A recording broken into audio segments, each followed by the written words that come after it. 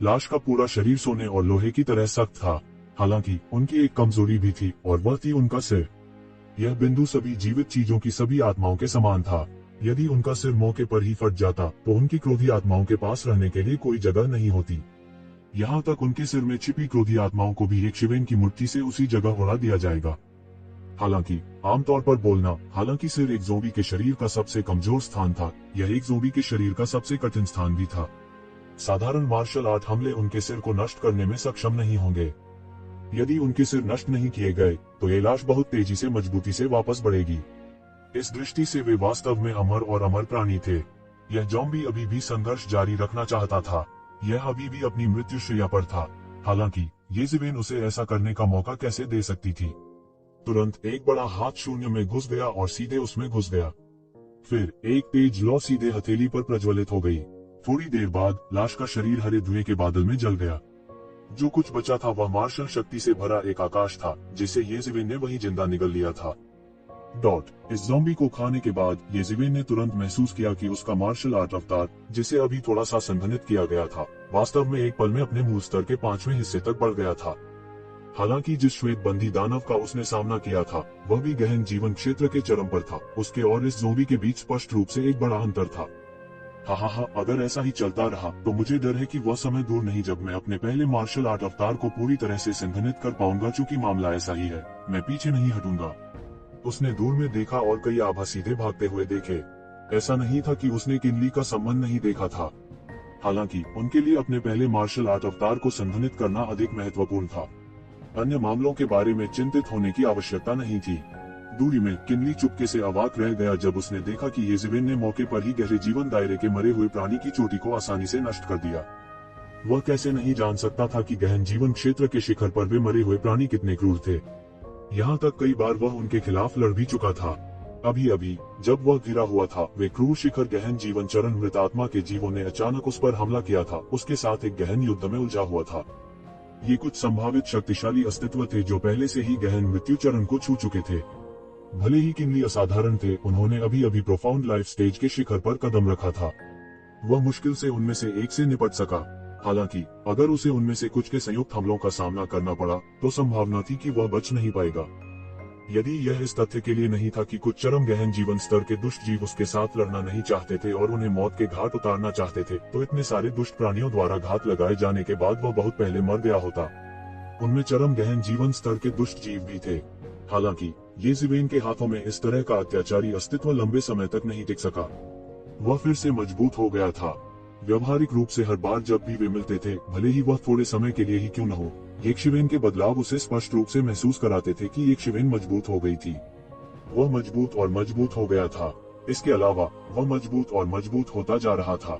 वह एक sports car की तरह थे जो कभी नहीं रुकेगी, लगातार चलती रहेगी। उनका मानना कि उनका सुधार छोटा नहीं था और व्यवहारिक रूप से हर समय सुधार हो रहा था। हालांकि जब येज़ेबेल की तुलना की गई तो उसके और येज़ेबेल के बीच की खाई लगातार चौड़ी होती दिख रही थी।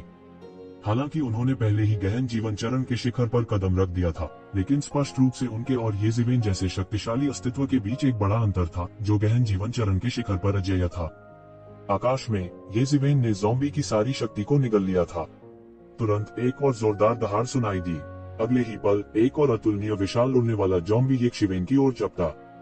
बहुत दूर होने के बावजूद येज़ेबेल अभी भी उस घातक आभा को महसूस करने में सक्षम थी जिसने आकाश को धुंधला कर दिया था।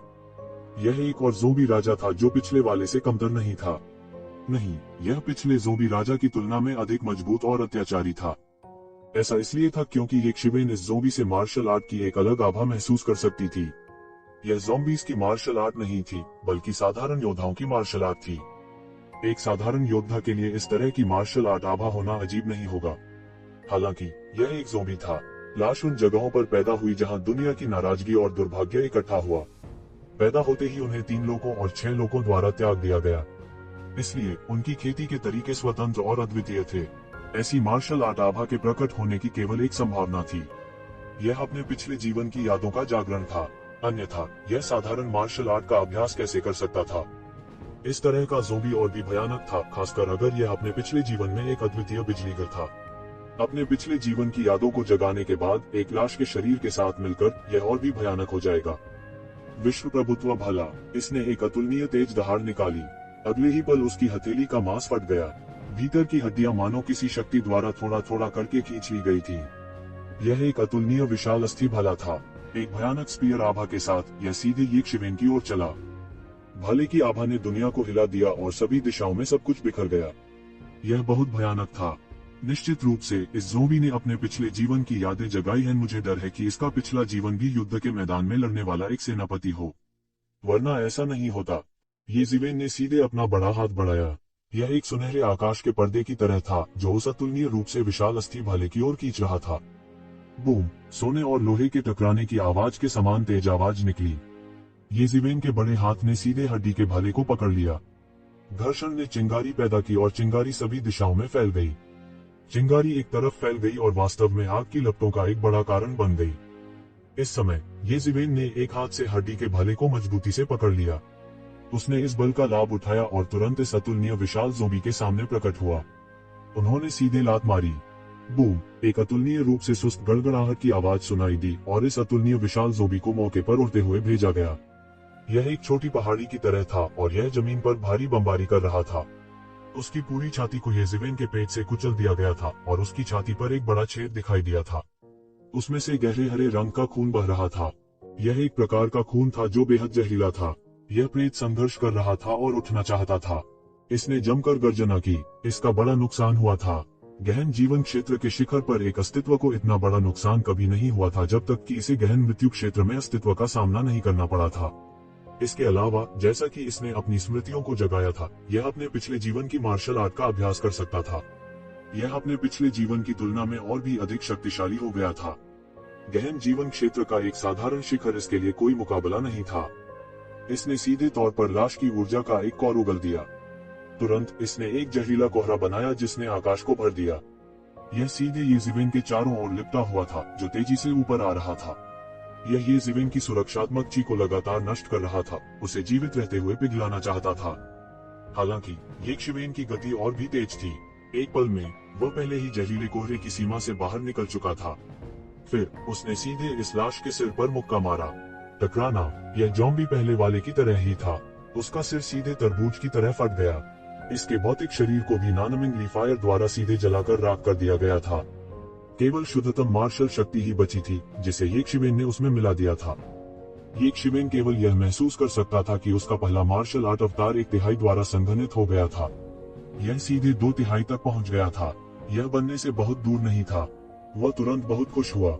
जैसा कि अपेक्षित था, यदि वह जल्दी से एक मार्शल आर्ट अवतार को संघनित करना चाहता था तो उसे गहन जीवन क्षेत्र के चरम पर और अधिक अस्तित्वों को मारना होगा। यह अन्य मरे हुए दायरे के मरे हुए प्राणियों के लिए पूरी तरह से अतुलनीय था। यहाँ तक सामान्य गहन जीवन क्षेत्र मरे हुए जीवों के प्रभाव भी इससे तुलनीय नहीं थे। हालांकि यक्षविन थोड़ी चिंतित भी थी। मार्शल आर्ट अवतार बनाना इतना कठिन था। गहन जीवन क्षेत्र के शिखर पर उसे इतने सारे अस्तित्व कहाँ मिल सकते थे। इसके अलावा जैसे जैसे वह भविष्य में मजबूत होता गया, उसे जिन विरोधियों को मारने की जरूरत होगी वे भी मजबूत होते गए। अगर उसे इसे थोड़ा थोड़ा करके गाढ़ा करना होता और इसे संयमित करना होता तो कौन जानता था कि इसमें कितना समय लगेगा। हालांकि यह इस बारे में सोचने का समय नहीं था। पहले उनके पहले मार्शल आर्ट अवतार को संक्षिप्त करना बेहतर था। येज़िवेन ने इस ज़ॉम्बी पर फिर से नजर नहीं डाली। ज़ॉम्बी न इंसान थे, न भूत, न दानव। उन्होंने 3 लोकों और 6 रास्तों को पार कर लिया था। वे पंचतत्वों का हिस्सा नहीं थे। स्वाभाविक रूप से उसके दिल में एक तरह की अस्वीकृति और घृणा थी। तुरंत उसने अन्य मरे हुए प्राणियों की ओर आक्रमण किया। इस समय येज़िवेन की गतिविधियों ने पहले से ही मरे हुए जीवों की इस सेना का ध्यान आकर्षित किया था। आखिर वह बहुत ही क्रूर था। वह जहाँ भी जाता उसे कोई नहीं रोक सकता था। यहाँ तक कि 2 ज़ोंबी राजा भी उसके द्वारा पूरी तरह से मारे गए थे। अचानक अंतिम जियांगशी राजा, जो शांत और एकत्रित था, ने आखिरकार एक चाल चली। अन्य 2 जियांगशी राजाओं के विपरीत, जो छोटे पहाड़ों की तरह थे, यह जियांगशी राजा केवल एक सामान्य व्यक्ति के आकार का था। हालांकि इसके पास एक भयानक दबाव था जो अन्य 2 जियांगशी राजाओं के पास नहीं था। स्वोश! एक बड़ा नुकीला पंजा सीधे अंतरिक्ष में घुस गया और यक्षविन की ओर कुचल गया। यह बिजली की तरह तेज था। इसने येज़िवेन को बचने का कोई मौका नहीं दिया और सीधे उसे घेर लिया। यक्षविन ने लापरवाह होने की हिम्मत नहीं की। वह महसूस कर सकता था कि यह ज़ोंबी राजा वास्तव में अत्याचारी और खूंखार था। 1000 मील के दायरे में आकाश इस पंजे के नीचे कांपता था। इस पंजे से उत्पन्न शॉकवेव ने 100 मील के दायरे में सभी मृत आत्माओं और क्रूर प्राणियों को चूर चूर कर दिया था। ये जीवेन को मारने के लिए उसने आकस्मिक चोटों की बिल्कुल भी परवाह नहीं की। इसके अलावा ये उसके लिए कुछ भी नहीं थे। दमन की भयानक भावना उन पर टूट पड़ी। ये जीवेन को पराजित नहीं होना था। वह सीधे एक विशाल तूफान से बह गया और इस विशाल पंजे से भयंकर रूप से टकरा गया। मैं दृढ़ता से चॉकलेट जियानिक्सिया उपन्यास इमेजरेबल ट्रू इमोर्टल की सिफारिश करता हूँ। पीके चॉकलेट की नवीनतम कृति, ताजा सेटिंग्स और समतल करने की भावना ने लोगों के खून को खौलाया और उन्होंने तालियां बजाईं। चॉकलेट की 2 पुरानी किताबें 10,000 प्रतियों के साथ बेहतरीन काम करती हैं। विश्वसनीयता और गुणवत्ता की गारंटी है। अथाह सत्य अमर का परिचय। नश्वर अमरता का अभ्यास करते हैं, अमरताओवाद का अभ्यास करते हैं और ताओवादी पूर्वज ताओवाद का अभ्यास करते हैं। टूटे हुए मध्याह्न के साथ पैदा हुए युवा रोजन ने बड़ी दृढ़ता के साथ भौतिक सीमा को तोड़ा, एक ताओवादी भ्रूण का गठन किया, अमरता के मार्ग पर कदम रखा और अनंत जीवन के रहस्य की खोज की। एक कहावत है, अमर मर सकते हैं, यह सब नकली है, अथाह सत्य अमर शाश्वत है। टकराना, एक अतुलनीय रूप से जोर से टक्कर की आवाज सुनी गई और शून्य का एक बड़ा हिस्सा तुरंत रह गया। पृथ्वी के अनगिनत तत्वों, आग, पानी और हवा को अचानक अराजकता में डाल दिया गया। ऐसा लग रहा था जैसे दुनिया का अंत आ गया हो। आसपास की अनगिनत बुरी आत्माएं पहले ही दहने वाले शून्य द्वारा निगल ली गई थी। पूरी तरह से निगलने से पहले उनके पास चीखने का समय भी नहीं था। ये जीवेन का अगला हमला पहले ही शून्य की गहराई में फैल चुका था। उसकी मुट्ठी सीधे शून्य की गहराई में धंस गई, सब कुछ चकनाचूर कर दिया। एक विशाल सफेद हड्डी दानव की आकृति का खुलासा किया। उसने सीधे एक अंतरिक्ष मार्ग खोला और बुरी आत्माओं की अंतहीन सेना के दूसरी तरफ से वह भाग गया। ये जीवेन सीधे अंतरिक्ष मार्ग को पार करते हुए सीधे बाहर निकल गए और सीधे इस अतुलनीय विशाल सफेद हड्डी दानव के सामने पहुंचे। इस सफेद हड्डी वाले दानव के हड्डी के पंखों का जोड़ा लगातार फड़फड़ा रहा था। यह किसी प्रकार की पंखों वाली दौड़ होनी चाहिए और इसकी गति भी बेहद तेज थी। यह देखकर कि एक शिवेन तेजी से भाग रहा था, वह तुरंत दहाड़ा और अपना एक हाथ जोर से लहराया। एक पल में आकाश में अनगिनत हड्डी की कीलें सीधे स्वर्ग की तिजोरी में घुस गईं, सीधे ये जीवेन की ओर बहुत तेज गति से चुभ रही थी। डांग डांग डांग टकराने की कर्कश आवाजें सुनाई दी और ये हड्डी की कीलें सीधे ये जीवेन के शरीर में घुस गईं, लेकिन ये जीवेन के अत्याचारी शरीर को भेद नहीं सकी। उसने लापरवाही से अपना हाथ लहराया और ये हड्डी की कीलें सीधे फट गईं। ये जीवेन की उन्नति को रोकना बिल्कुल असंभव था और पलक झपकते ही वह पहले ही उसके सामने आ गई थी। इस समय इस सफेद हड्डी वाले दानव ने आखिरकार इस समय एक अजीब सी गर्जना जारी की। Great heaven feast. इस सफेद हड्डी वाले दानव की मुट्ठी फट गई और सीधे सफेद हड्डियों से बने एक विशाल स्वर्ग को उड़ा दिया और एक शिवेन की ओर कुचल दिया। यह एंजल रेस की मार्शल आर्ट थी। इस समय ये जीवेन को भी इस समय अनुभवी कहा जा सकता है, कमोबेश कुछ सुराग देखने में सक्षम। यह मार्शल आर्ट निश्चित रूप से एंजल रेस की मार्शल आर्ट थी। दूसरे शब्दों में, यह सफेद हड्डी वाला दानव जब जीवित था तब एंजल रेस का विशेषज्ञ होने की बहुत संभावना थी और फिर बाद में अज्ञात कारणों से इस स्थान पर दुखद रूप से मर गया और फिर घोड़े बनकर आध्यात्मिक ज्ञान को जन्म दिया थी दानव। यह पंच आकाश को कुचलते हुए स्वर्ग की दुनिया में बदल गया। ये जीवेन का शरीर गतिहीन रहा। उसके हाथ सीधे अंतहीन सुनहरी रोशनी बिखेरते हैं। उसकी हरकतों के बीच पूरी दुनिया हिंसक रूप से हिल गई। उसके बड़े हाथ अजगर के पंजे की तरह थे और उन्होंने स्वर्ग की दुनिया को 2 हिस्सों में बांट दिया। एक जोरदार धमाके के साथ अनगिनत हड्डियां मौके पर ही गिर पड़ी। अपना निर्णय स्वीकार करो, पापी नश्वर। इस सफेद हड्डी वाले दानव की खोखली आंखों में एक चमकदार हरी भूतिया आग थी जो प्रकाश के फटने का उत्सर्जन करने लगी थी। उनके मुट्ठी के दबाव ने अप्रत्याशित रूप से एक प्रकार की सुनहरी लौ को प्रज्वलित कर दिया था। न्याय की लौ ने ये जीवेन की सुनहरी रोशनी को सीधे चूर्ण में जला दिया था। यह बड़ा ही विचित्र दृश्य था। यह सफेद हड्डी वाला दानव स्पष्ट रूप से चरम यिंग क्यूई से बना था, लेकिन इसमें जिन मार्शल आर्ट का इस्तेमाल किया गया था वे सीधे और धर्मी थे। इस समय यह ऐसा था जैसे एक परी जीवन में वापस आ गई हो। आप मुझे इस तरह की मार्शल आर्ट से आंकना चाहते हैं। ये जीवेन की आंखों में मुस्कान का संकेत था। ऐसा लगता था कि उसका पूरा शरीर कुछ बार उठा हुआ था और उसका पूरा व्यक्तित्व एक सुनहरे अधिपति की तरह था। उसने एक मुक्का मारा और पूरी दुनिया सुनहरी मुट्ठी की ऊर्जा में डूब गई। एक पल में पूरी दुनिया एक विशाल ब्रह्मांड में बदल गई थी। पहली नजर में यह देखना असंभव था कि अंत कहाँ था। ये जीवेन ने तुरंत मार्शल आर्ट अवतार को सक्रिय कर दिया। भले ही यह उसका एक छोटा सा हिस्सा ही क्यों न हो, इसने तुरंत उसकी युद्ध शक्ति को चरम सीमा तक पहुंचा दिया। उनका पूरा व्यक्तित्व ब्रह्मांड में एकमात्र सूर्य की तरह चमकदार लग रहा था। 2 विशाल मुंह के आपस में टकरा गए। टकराना। एक हिंसक दहाड़ सुनाई दी और एंजल जाति के सफेद हड्डी वाले दानव को येज़ेबेल के मुंह से मौके पर ही पीछे हटने के लिए मजबूर होना पड़ा। उनकी मूल रूप से अतुलनीय रूप से मजबूत मुट्ठियों में दरारें थीं और उनकी हड्डियों पर मकड़ी के जाले की तरह सघनता दिखाई दे रही थी। मूल रूप से उसकी हड्डियां जेड की तरह सफेद थीं। भले ही वह एक सफेद हड्डी वाले राक्षस में बदल गया था, लेकिन उसके पास एक साधारण हड्डी वाले राक्षस की उदास भावना नहीं थी। इसके विपरीत, क्योंकि वह मूल रूप से देवदूत जाति से था, उसके पास एक प्रकार की राजसी धार्मिकता थी। इस समय उसकी हड्डियां पूरी तरह से टूट चुकी थीं। गर्जन। सफेद हड्डी वाला राक्षस दहाड़ता रहा, जैसे वह गुस्से में था कि यक्षवेन ने उसे घायल कर दिया था। हालांकि पलक झपकते ही उसने सीधे अपने हड्डी के पंखों की जोड़ी खोल दी और उसका शरीर चमकदार सफेद रोशनी में बदल गया, जो बचने का इरादा रखता था। इस समय वह कैसे नहीं जान सकता था कि उसने लोहे की प्लेट पर प्रहार किया है। हालांकि वह एक अस्थि दानव था, लेकिन इसका मतलब यह नहीं था कि उसकी बुद्धि कम थी। अनगिनत वर्षों में उनकी बुद्धि पूरी तरह से पोषित हो चुकी थी और गहरी दूरदर्शिता वाले एक सामान्य व्यक्ति से कमतर नहीं थी। वह मूर्ख नहीं था, वह गहरी मौत के दायरे में कदम रखने वाला था। यदि वह गहन मृत्यु क्षेत्र के स्वर्गीय क्लेश से नहीं डरता था, तो हो सकता है कि वह पहले से ही क्लेश से गुजर चुका हो और गहन मृत्यु क्षेत्र में प्रवेश कर गया हो। फिर भी उनकी साधना धीरे धीरे वर्षों में गहरी हुई थी, जिससे उनकी ताकत गहन जीवन क्षेत्र के लगभग चरम पर पहुंच गई थी। हालांकि उसके सामने का मानव वास्तव में इतना भयानक था। उसने सीधे गहन जीवन क्षेत्र की सीमाओं को पार कर लिया था और लगभग गहन मृत्यु क्षेत्र के स्तर पर था। उसकी गति बहुत तेज थी और वह बचने के इरादे से सीधे अंतरिक्ष में घुस गया। हालांकि यक्षवेन की प्रतिक्रिया की गति और भी तेज थी। वह अचानक जमीन पर पटक दिया और पूरा आकाश हिंसक रूप से हिल गया, जैसे पानी की सतह एक हिंसक आंधी से उड़ गई हो। अंतरिक्ष चैनल जिसे सफेद हड्डी वाले दानव ने अभी अभी फाड़ा था और बनाया था, वह मौके पर ही ढह गया। इसके तुरंत बाद येज़ेबेल पहले ही उसके सामने झपट्टा मार चुका था और सीधे उसे लात मार दी थी। टकराना। एक जोर का धमाका हुआ और सफेद हड्डी वाले दानव का शरीर सीधे येज़ेबेल की लात से धंस गया। पता नहीं उसकी कितनी हड्डियां टूटी थीं। ये हड्डियां जेड की तरह क्रिस्टल स्पष्ट थीं और हथियारों को परिष्कृत करने के लिए बहुत अच्छी थीं। हालांकि येज़ेबेल के पैर के नीचे वे सीधे कचरे की तरह कुचले गए थे। येज़ेबेल के पैर में स्वर्ण दिव्य प्रकाश प्रकट हुआ। जिस क्षण उसने सफेद हड्डी वाले दानव के शरीर में कदम रखा, कंकाल से जुड़ी तामसिक आत्माएं पूरी तरह से नष्ट हो गईं। फिर सफेद हड्डी वाले दानव को उसके बड़े हाथ से पकड़ लिया गया और विस्फोट हो गया, जो शक्ति से भरे आकाश में बदल गया, जो उसके मार्शल आर्ट अवतार में बढ़ गया। सफेद हड्डी वाले दानव को खा जाने के बाद येज़ेबेल का पहला मार्शल आर्ट अवतार आखिरकार पूरी तरह से सघन हो गया। Boom boom boom. येज़ेबेल का पूरा शरीर लगातार उबल रहा था।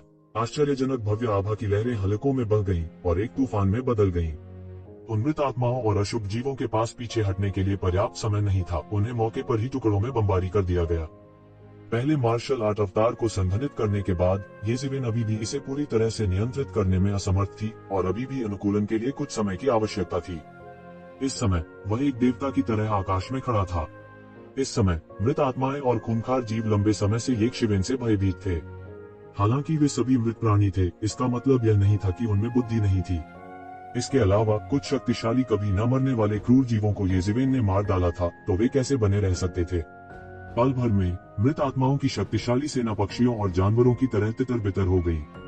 इस समय येज़ेबेल, जो अभी भी पहले मार्शल आर्ट अवतार की शक्ति को महसूस कर रही थी, के पास उनकी परवाह करने का समय नहीं था।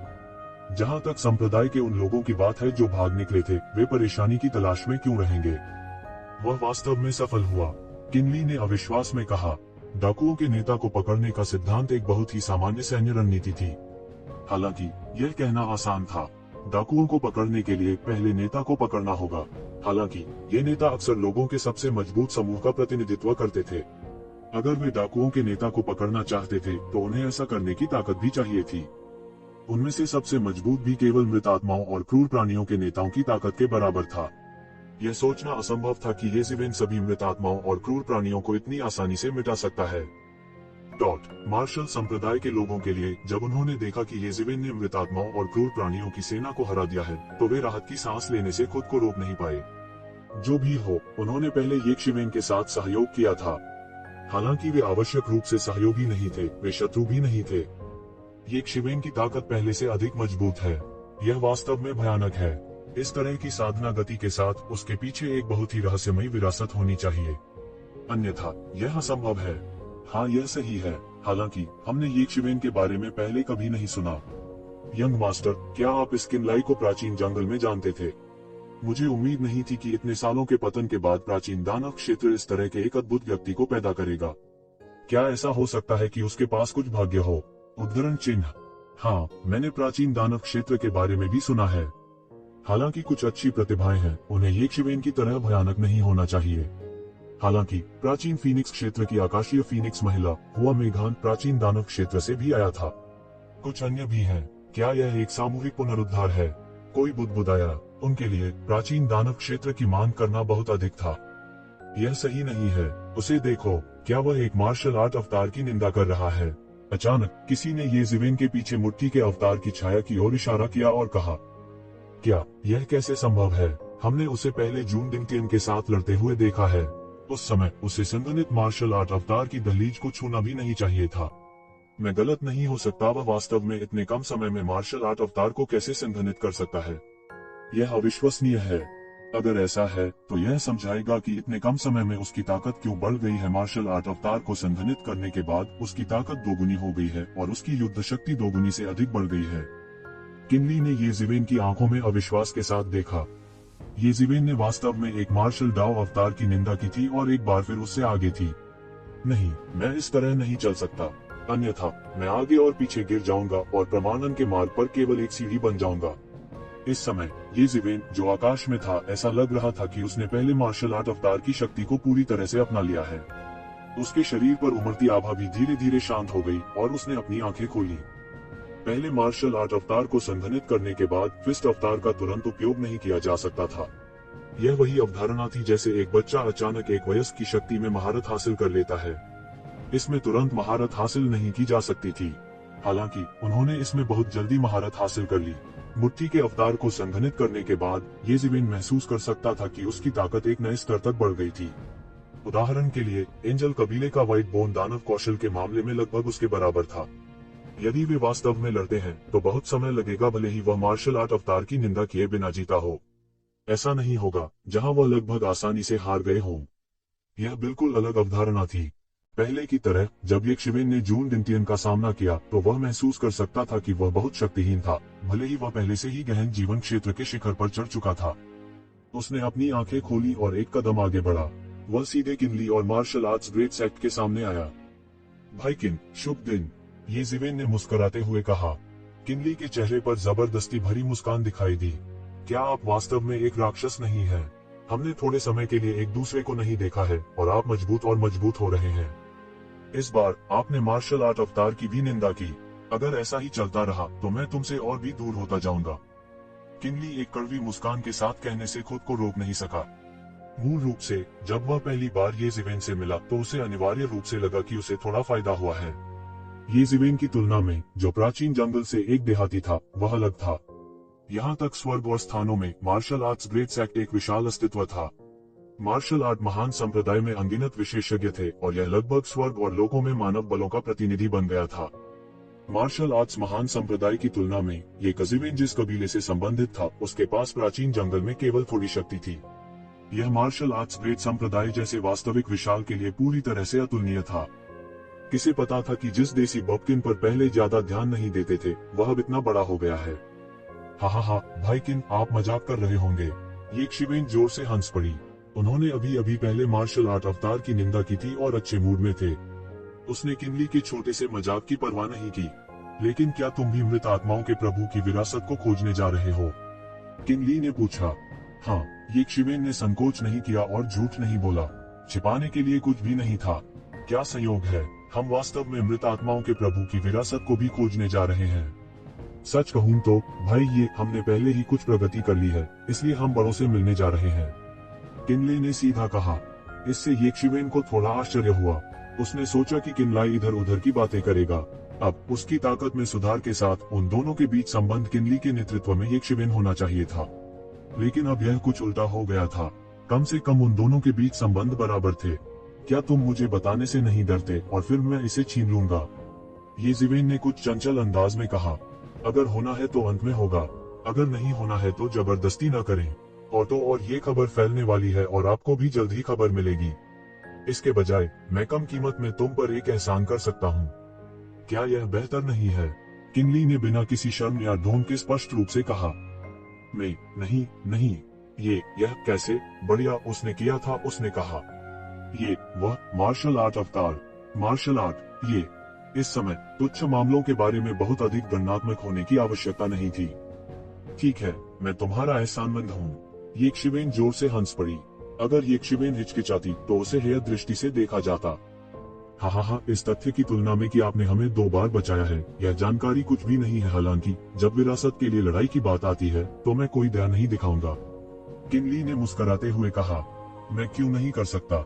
ये जिवेन ने मुस्कुराते हुए कहा। किंगली के बेबाक रवैये ने उन पर बहुत अनुकूल प्रभाव छोड़ा। वह बिल्कुल भी दिखावटी नहीं था। यह एक अच्छा मित्र था। हालांकि उसके पास अभी भी थोड़ा उपयोगितावादी दिल था, लेकिन क्या वह भी मार्शल संप्रदाय जैसे महान व्यक्ति के साथ अच्छे संबंध नहीं रखना चाहता था। चूंकि तुम भी मृत आत्माओं के प्रभु की विरासत के लिए लड़ने जा रहे हो, तो हम एक साथ क्यों नहीं जाते। किंगली ने कहा। पूर्ण, तू जिवेन ने सिर हिलाया और सहमत हो गए। मार्शल संप्रदाय की मदद से वह निस्संदेह बहुत प्रयास बचाने में सक्षम होगा। ये जिवेन मार्शल संप्रदाय के समूह में शामिल हो गए और डेड सोल मैदान की गहराई की ओर उड़ने लगे। हालांकि मृत आत्मा के प्राणी रास्ते में उन पर लगातार हमला कर रहे थे, ये जिवेन और किंगली के साथ, जो गहन जीवन क्षेत्र के शिखर पर विशेषज्ञ थे, साधारण मृत आत्मा के जीव उनके लिए बिल्कुल भी मेल नहीं खाते थे। उन्हें सीधे तोड़ा गया, इसलिए उनकी उन्नति की गति बिल्कुल भी धीमी नहीं थी। आधे दिन से भी कम समय में वे डेड स्पिरिट्स रसातल की गहराई तक पहुंच गए थे और एक भूमिगत खंडहर के प्रवेश द्वार पर पहुंच गए थे। इस भूमिगत खंडहर में मृत आत्माओं के भगवान की विरासत थी। तो जिवेन इस समय भागा, लेकिन पहले ही थोड़ी देर हो चुकी थी। कई ताकतें पहले ही भाग चुकी थी। किंगली और अन्य लोगों ने जल्दी से मार्शल संप्रदाय के शिविर में प्रवेश किया और उनसे मिले। मार्शल संप्रदाय के विशेषज्ञों से अलग, जो डार्क लॉर्ड के खजाने में गए थे, ये मार्शल संप्रदाय के विशेषज्ञ जो मृत आत्माओं के भगवान की विरासत की खोज कर रहे थे, वे ज्यादा मजबूत थे। डार्कनेस मास्टर के खजाने में दयनीय रूप से कुछ विशेषज्ञ गहन जीवन क्षेत्र के शिखर पर थे। ये जिवेन जैसे कुछ ही लोग थे। हालांकि इस स्थान पर मार्शल ग्रैंड मास्टर्स के बीच गहन जीवन क्षेत्र के शिखर पर पहले से ही कुछ विशेषज्ञ मौजूद थे। इसके अलावा उनका प्रभामंडल लंबा था और वे प्रतिष्ठित दिखते थे। जाहिर है, वे गहन जीवन क्षेत्र के शिखर पर सामान्य विशेषज्ञ नहीं थे। हालांकि उन्होंने इसे अच्छी तरह से छुपाया था, फिर भी एक शिवेन उनके आर पार देख सकती थी। ये लोग बहुत बलवान थे। अगर जून डिंगटियन के साथ लड़ाई से पहले ये जिवेन डार्क लॉर्ड्स ट्रेजर हाउस में नहीं गए होते, तो वह उनमें से किसी के लिए भी मैच नहीं बन पाते। हालांकि अब स्थिति अलग थी। ये शिवेन बहुत आश्वस्त थी और चिंता की कोई बात नहीं थी। मार्शल संप्रदाय का नेतृत्व एक मध्यम आयु वर्ग के मार्शल कलाकार ने किया था। उन्होंने टाइट आउटफिट पहना हुआ था और बेहद सिंपल दिख रहे थे। हालांकि उन्होंने एक बहादुर आभा प्रकट की। बुरा नहीं। उम्मीद के मुताबिक इस तरह की चीज खुद को बेहतर बनाने का सबसे अच्छा तरीका है। यह कितने समय से है, आप पहले ही गहन जीवन क्षेत्र के शिखर में प्रवेश कर चुके हैं। मुझे डर है कि वह समय दूर नहीं जब आप हमारी पुरानी हड्डियों से आगे निकल जाएंगे। अधेड़ उम्र के मार्शल कलाकार के चेहरे पर एक संतुष्ट मुस्कान दिखाई दी। उसने कुछ भी महसूस नहीं किया। भले ही किंगली की साधना ने उसे पार कर लिया था, इसके बजाय उन्होंने महसूस किया कि नई पीढ़ी हमेशा पुरानी पीढ़ी को पार कर जाएगी। इस तरह एक संप्रदाय को फलना फूलना चाहिए। एल्दरलियू, तुम मेरी चापलूसी करते हो, किंगली ने सम्मानपूर्वक कहा। भले ही उनकी साधना पहले से ही इस मध्यम आयु वर्ग के मार्शल प्रैक्टिशनर तक पहुंच गई थी, फिर भी उन्हें वह देखभाल याद थी जो इस एल्दरलियू ने उन्हें वर्षों से दी थी। यह सिर्फ इसलिए नहीं बदलेगा कि उसकी खेती बढ़ गई थी। हालांकि क्या चल रहा है, जब हमने संदेश भेजा तो हमने इसे स्पष्ट नहीं किया। क्या चल रहा है, हम अंदर क्यों नहीं जा रहे हैं, क्या हमें कब की जगह का पता नहीं चल गया है। इस समय एल्दरलियू थोड़ा कड़वाहट से मुस्कुराया और कहा, हमने वास्तव में कब के स्थान का पता लगा लिया है। इसे पहले ही खोल दिया जाना चाहिए था। हालांकि कब के खंडहरों के प्रवेश द्वार पर कुछ घृणित चीजें हैं। यह उनके कारण है कि हम प्रवेश नहीं कर सकते। यह सुनकर ये जिवेन ने अपनी नजर खंडहर के प्रवेश द्वार की ओर घुमाई। निश्चित रूप से खंडहरों के प्रवेश द्वार पर लड़ाई के निशान थे। इतना ही नहीं, काफी खून भी बिखरा हुआ था। ऐसा लग रहा था जैसे किसी की मौके पर ही मौत हो गई हो। प्रवेश द्वार के पास कुछ कीमा बनाया हुआ मांस और टूटी हड्डियां भी बिखरी पड़ी थी। यह स्पष्ट था कि एक गहन युद्ध हुआ था। क्या चल रहा है, वहाँ क्या है, किंगली ने झट से पूछा। मुझे यकीन नहीं है कि यह किस तरह की गंदी चीजें हैं। आपको पता होना चाहिए कि इस तरह की कब्र दुनिया में सबसे अंधेरी आभा को इकट्ठा करती है। यह संभव है कि कुछ गंदी चीजें पैदा हों। इसके अलावा मृत आत्माओं का रसातल गहन दुनिया में सबसे अंधेरी जगह है। इसके अलावा मृत आत्माओं का भगवान एक ऐसा अस्तित्व है, उसकी कब्र में कुछ भी होना अजीब नहीं होगा। एल्डर लियू ने अपना सिर हिलाया और कहा, वह अभी भी नहीं जानता था। किंगली ने पूछना जारी नहीं रखा। इस दुनिया में कई ऐसे अस्तित्व थे जो आम लोगों की समझ से बहुत परे थे। वैसे एल्डर लियू, मैं आपका परिचय देना भूल गया था। यह येज़ेवेन है। मैंने पिछले संदेश में उसका उल्लेख किया था। उसने हमें जून डिंगटियन के हाथों से बचाया था। यहाँ रास्ते में हमारी मुलाकात मृत आत्माओं की सेना से हुई। उन्होंने हमें बचाया भी था। मैं उसके लिए 2 जन्मों का एहसानमंद हूँ। किंगली ने येज़ेवेन को एल्डर लियू से मिलवाया। येज़ेवेन, यह एल्डर लियू है। उन्होंने हमेशा मेरा ख्याल रखा है। वह एक वरिष्ठ है जिनका मैं बहुत सम्मान करता हूँ। एल्डर लियू ने येज़ेवेन को गंभीरता से सलाम किया और कहा, हालांकि किंगली अभी भी युवा है, वह हमारे मार्शल संप्रदाय की नई पीढ़ी की आशा है। आपने उसे बचा लिया है, जिसका अर्थ है कि आपने हमारे मार्शल संप्रदाय की नई पीढ़ी की आशा को बचा लिया है। यह तो बस सुविधा की बात थी। आपको इतना विनम्र होने की जरूरत नहीं है एल्डर, येज़ेवेन ने कहा। यह आपके लिए सुविधा की बात हो सकती है, हालांकि यह हमारे मार्शल संप्रदाय के लिए पूरी तरह से अलग है। संक्षेप में, मैं इस मामले को मुख्य संप्रदाय को भी रिपोर्ट करूंगा। भविष्य में आप हमारे विशिष्ट अतिथि होंगे। यदि भविष्य में कोई परिवर्तन होता है तो आप स्वर्गीय क्षेत्र में भी जा सकते हैं। मैं किसी और चीज की गारंटी नहीं दे सकता, लेकिन मार्शल संप्रदाय अभी भी आपकी रक्षा कर सकता है। एल्डर लियू ने अपने चेहरे पर एक गंभीर नजर डालते हुए कहा। इससे येज़ेवेन कुछ उदास हो गई। एल्डर लियू के शब्दों का स्पष्ट अर्थ था कि वह निश्चित रूप से एक आवारा कुत्ते की तरह पीछा किया जाएगा और स्वर्ग के दायरे में भाग जाएगा। हालांकि वह यह भी जानता था कि एल्डर लियू के इरादे नेक थे, इसलिए वह भड़का नहीं। येज़ेवेन, एल्डर लियू के शब्द अधिक प्रत्यक्ष हैं। उसकी परवाह मत करो, हालांकि बेहतर होगा कि तुम सावधान रहो। अपने दिव्य संघ के लोगों का वध किया है। मुझे डर है कि वे इस मामले को शांत नहीं होने देंगे। किंगली ने कुछ शर्मिंदगी के साथ येज़ेवेन से कहा, वे लोग अच्छे स्वभाव वाले लोग नहीं हैं। आपने क्लाउड बियॉन्ड सिटी के लोगों को भी नाराज किया है। टीएस, तुम जुबान की दुनिया में थोड़े समय के लिए ही रहे हो, लेकिन तुमने पहले ही जुबान की दुनिया के 2 स्थानीय अत्याचारियों को नाराज कर दिया है। किंगली ने आश्चर्य से अपनी जीभ पर क्लिक किया। हालांकि येज़ेवेन की खेती की प्रगति आश्चर्यजनक थी, लेकिन मुसीबत खड़ी करने की उनकी क्षमता भी शीर्ष पर थी। इतने कम समय में उसने जुबान वर्ल्ड के 2 दिग्गजों को पहले ही पूरी तरह से नाराज कर दिया था। यह पूरी तरह से बोधगम्य था कि जब वह बाहर गया तो वह निश्चित रूप से क्लाउड बियॉन्ड सिटी और डिवाइन यूनियन के लोगों की पागल खोज को आकर्षित करेगा। अब डिवाइन यूनियन के लोगों को शायद पहले ही खबर मिल गई थी और उन्होंने बाहर एक चौंकाने वाली कतार बना ली थी। येज़ेवेन के बाहर जाने का इंतजार कर रहे थे। यहाँ तक उसे भी हार माननी पड़ी और परेशानी खड़ी करने की येज़ेवेन की क्षमता के सामने अपनी खुद की हीनता पर शर्म महसूस करनी पड़ी। भले ही उसके पीछे मार्शल संप्रदाय जैसा राक्षस हो, फिर भी वह एक ही समय में इन 2 भयानक दिग्गजों को भड़काने की हिम्मत नहीं करेगा। यहाँ तक जब उन्होंने उस दृश्य के बारे में सोचा तो उन्हें खुद भी डर का एहसास हुआ। निश्चित रूप से वह नहीं जानता था कि जब वह प्राचीन बेरेंस महाद्वीप में था तो येज़ेवेन ने स्वर्ग के उजाड़ महल के लोगों को पहले ही नाराज कर दिया था। यह अनुमान लगाया गया था कि स्वर्ग उजाड़ महल के लोगों को जल्द ही समाचार प्राप्त होगा। जब वह समय आया तो येज़ेवेन को शायद 3 प्रमुख ताकतों के अंतहीन पीछा का सामना करना पड़ेगा। एक ही समय में तीनों प्रमुख ताकतों को अपमानित करने का साहस अभूतपूर्व माना जा सकता है। कहा जा सकता है कि उसने हर जगह दुश्मन बना लिए थे। वह बिल्कुल नहीं जानता था कि जब एक लंबा पेड़ हवा पकड़ता है तो हवा को आकर्षित करने का क्या मतलब होता है। हालांकि वह नहीं जानता था कि हालांकि येज़ेवेन बेपरवाह थी, लेकिन उसकी अपनी मजबूरी भी थी।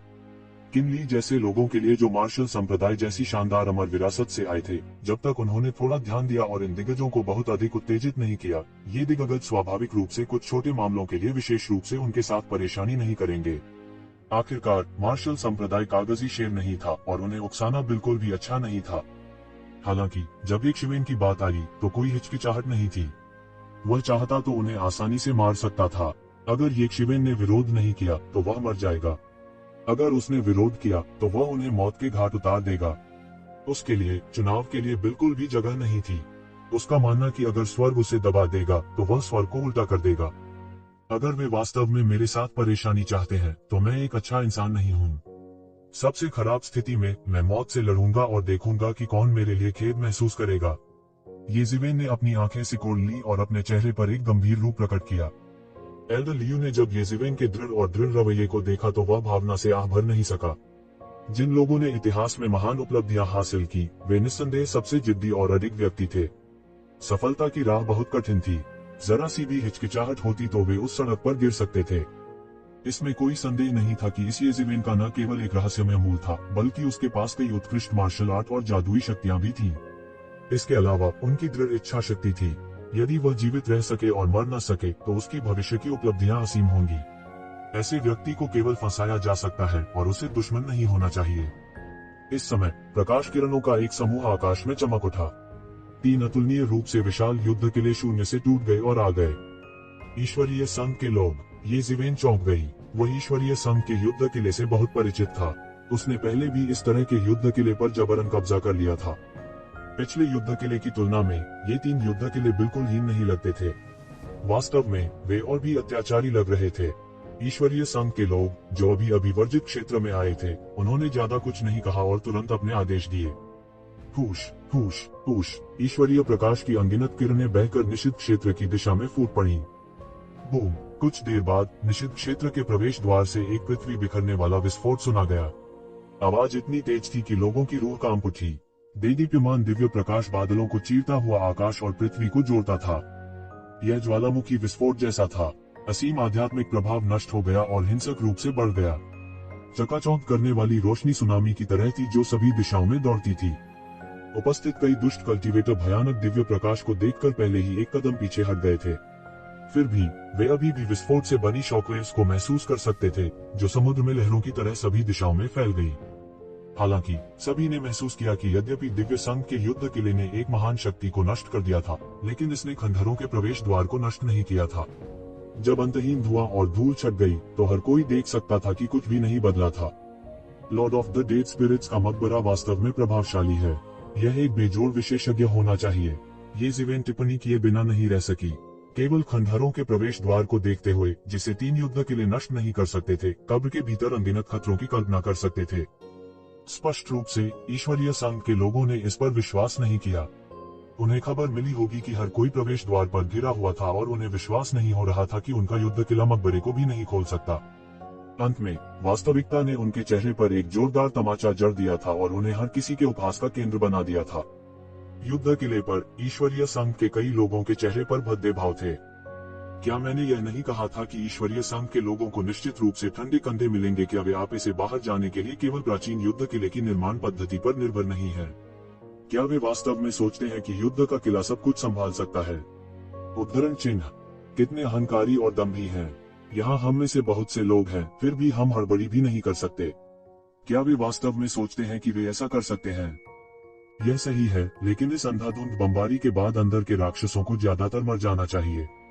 बहुत से लोग इस बारे में अधिक चिंतित थे कि क्या अंधेरे में राक्षस, जिसके कारण इतने सारे लोगों को शिकायत का सामना करना पड़ा था, अभी भी खंडहरों के प्रवेश द्वार पर मौजूद हैं।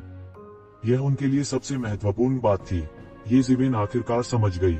यह पता चला कि ईश्वरीय संघ के लोग वास्तव में युद्ध किले को अंदर लाना चाहते थे। हालांकि प्रवेश द्वार बहुत छोटा था, इसलिए उनके पास विस्फोट करने के अलावा कोई विकल्प नहीं था। बैटल फोर्ट्रेस में कई खोई हुई प्राचीन तकनीकें थीं और यह एक अत्यंत उच्च श्रेणी की थी।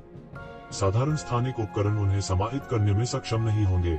आखिरकार सभी स्थानिक उपकरण त्यानवान मिरर जैसे उच्च श्रेणी के नहीं थे, जो मौके पर कुछ भी संग्रहित कर सकते थे। दुर्भाग्य से ईश्वरीय मिलन के लोग शायद पहले ही असफल हो चुके थे। अचानक उसने प्रकाश की एक किरण को युद्ध किले की ओर आकाश में उड़ते हुए देखा। उसने अपनी जादुई आंखें खोली और देखा कि यह व्यक्ति कोई और नहीं बल्कि चुयुन था, जो पहले उसके हाथों से बच गया था। जान मिंग मुड़ना चाहता था और येज़ेबेल को मारना चाहता था, लेकिन इसके बजाय येज़ेबेल ने उसे मार डाला। चुयू नहीं घूमा, इसलिए वह भाग निकला। चुयून के युद्ध किले में सवार होने के बाद उसने बैंगनी रंग के एक मजबूत मध्यम आयु वर्ग के व्यक्ति को इशारा किया और येज़ेबेल की ओर इशारा किया, जैसे कि कुछ कह रहा हो। तो ज़ेबेल के दिल की धड़कन रुक गई। क्या वह खोजा गया था? जब वह आया तो उसने अपनी आभा को नहीं छुपाया था। चुयून की ताकत को देखते हुए उसके लिए उसे खोजना बहुत मुश्किल नहीं होगा।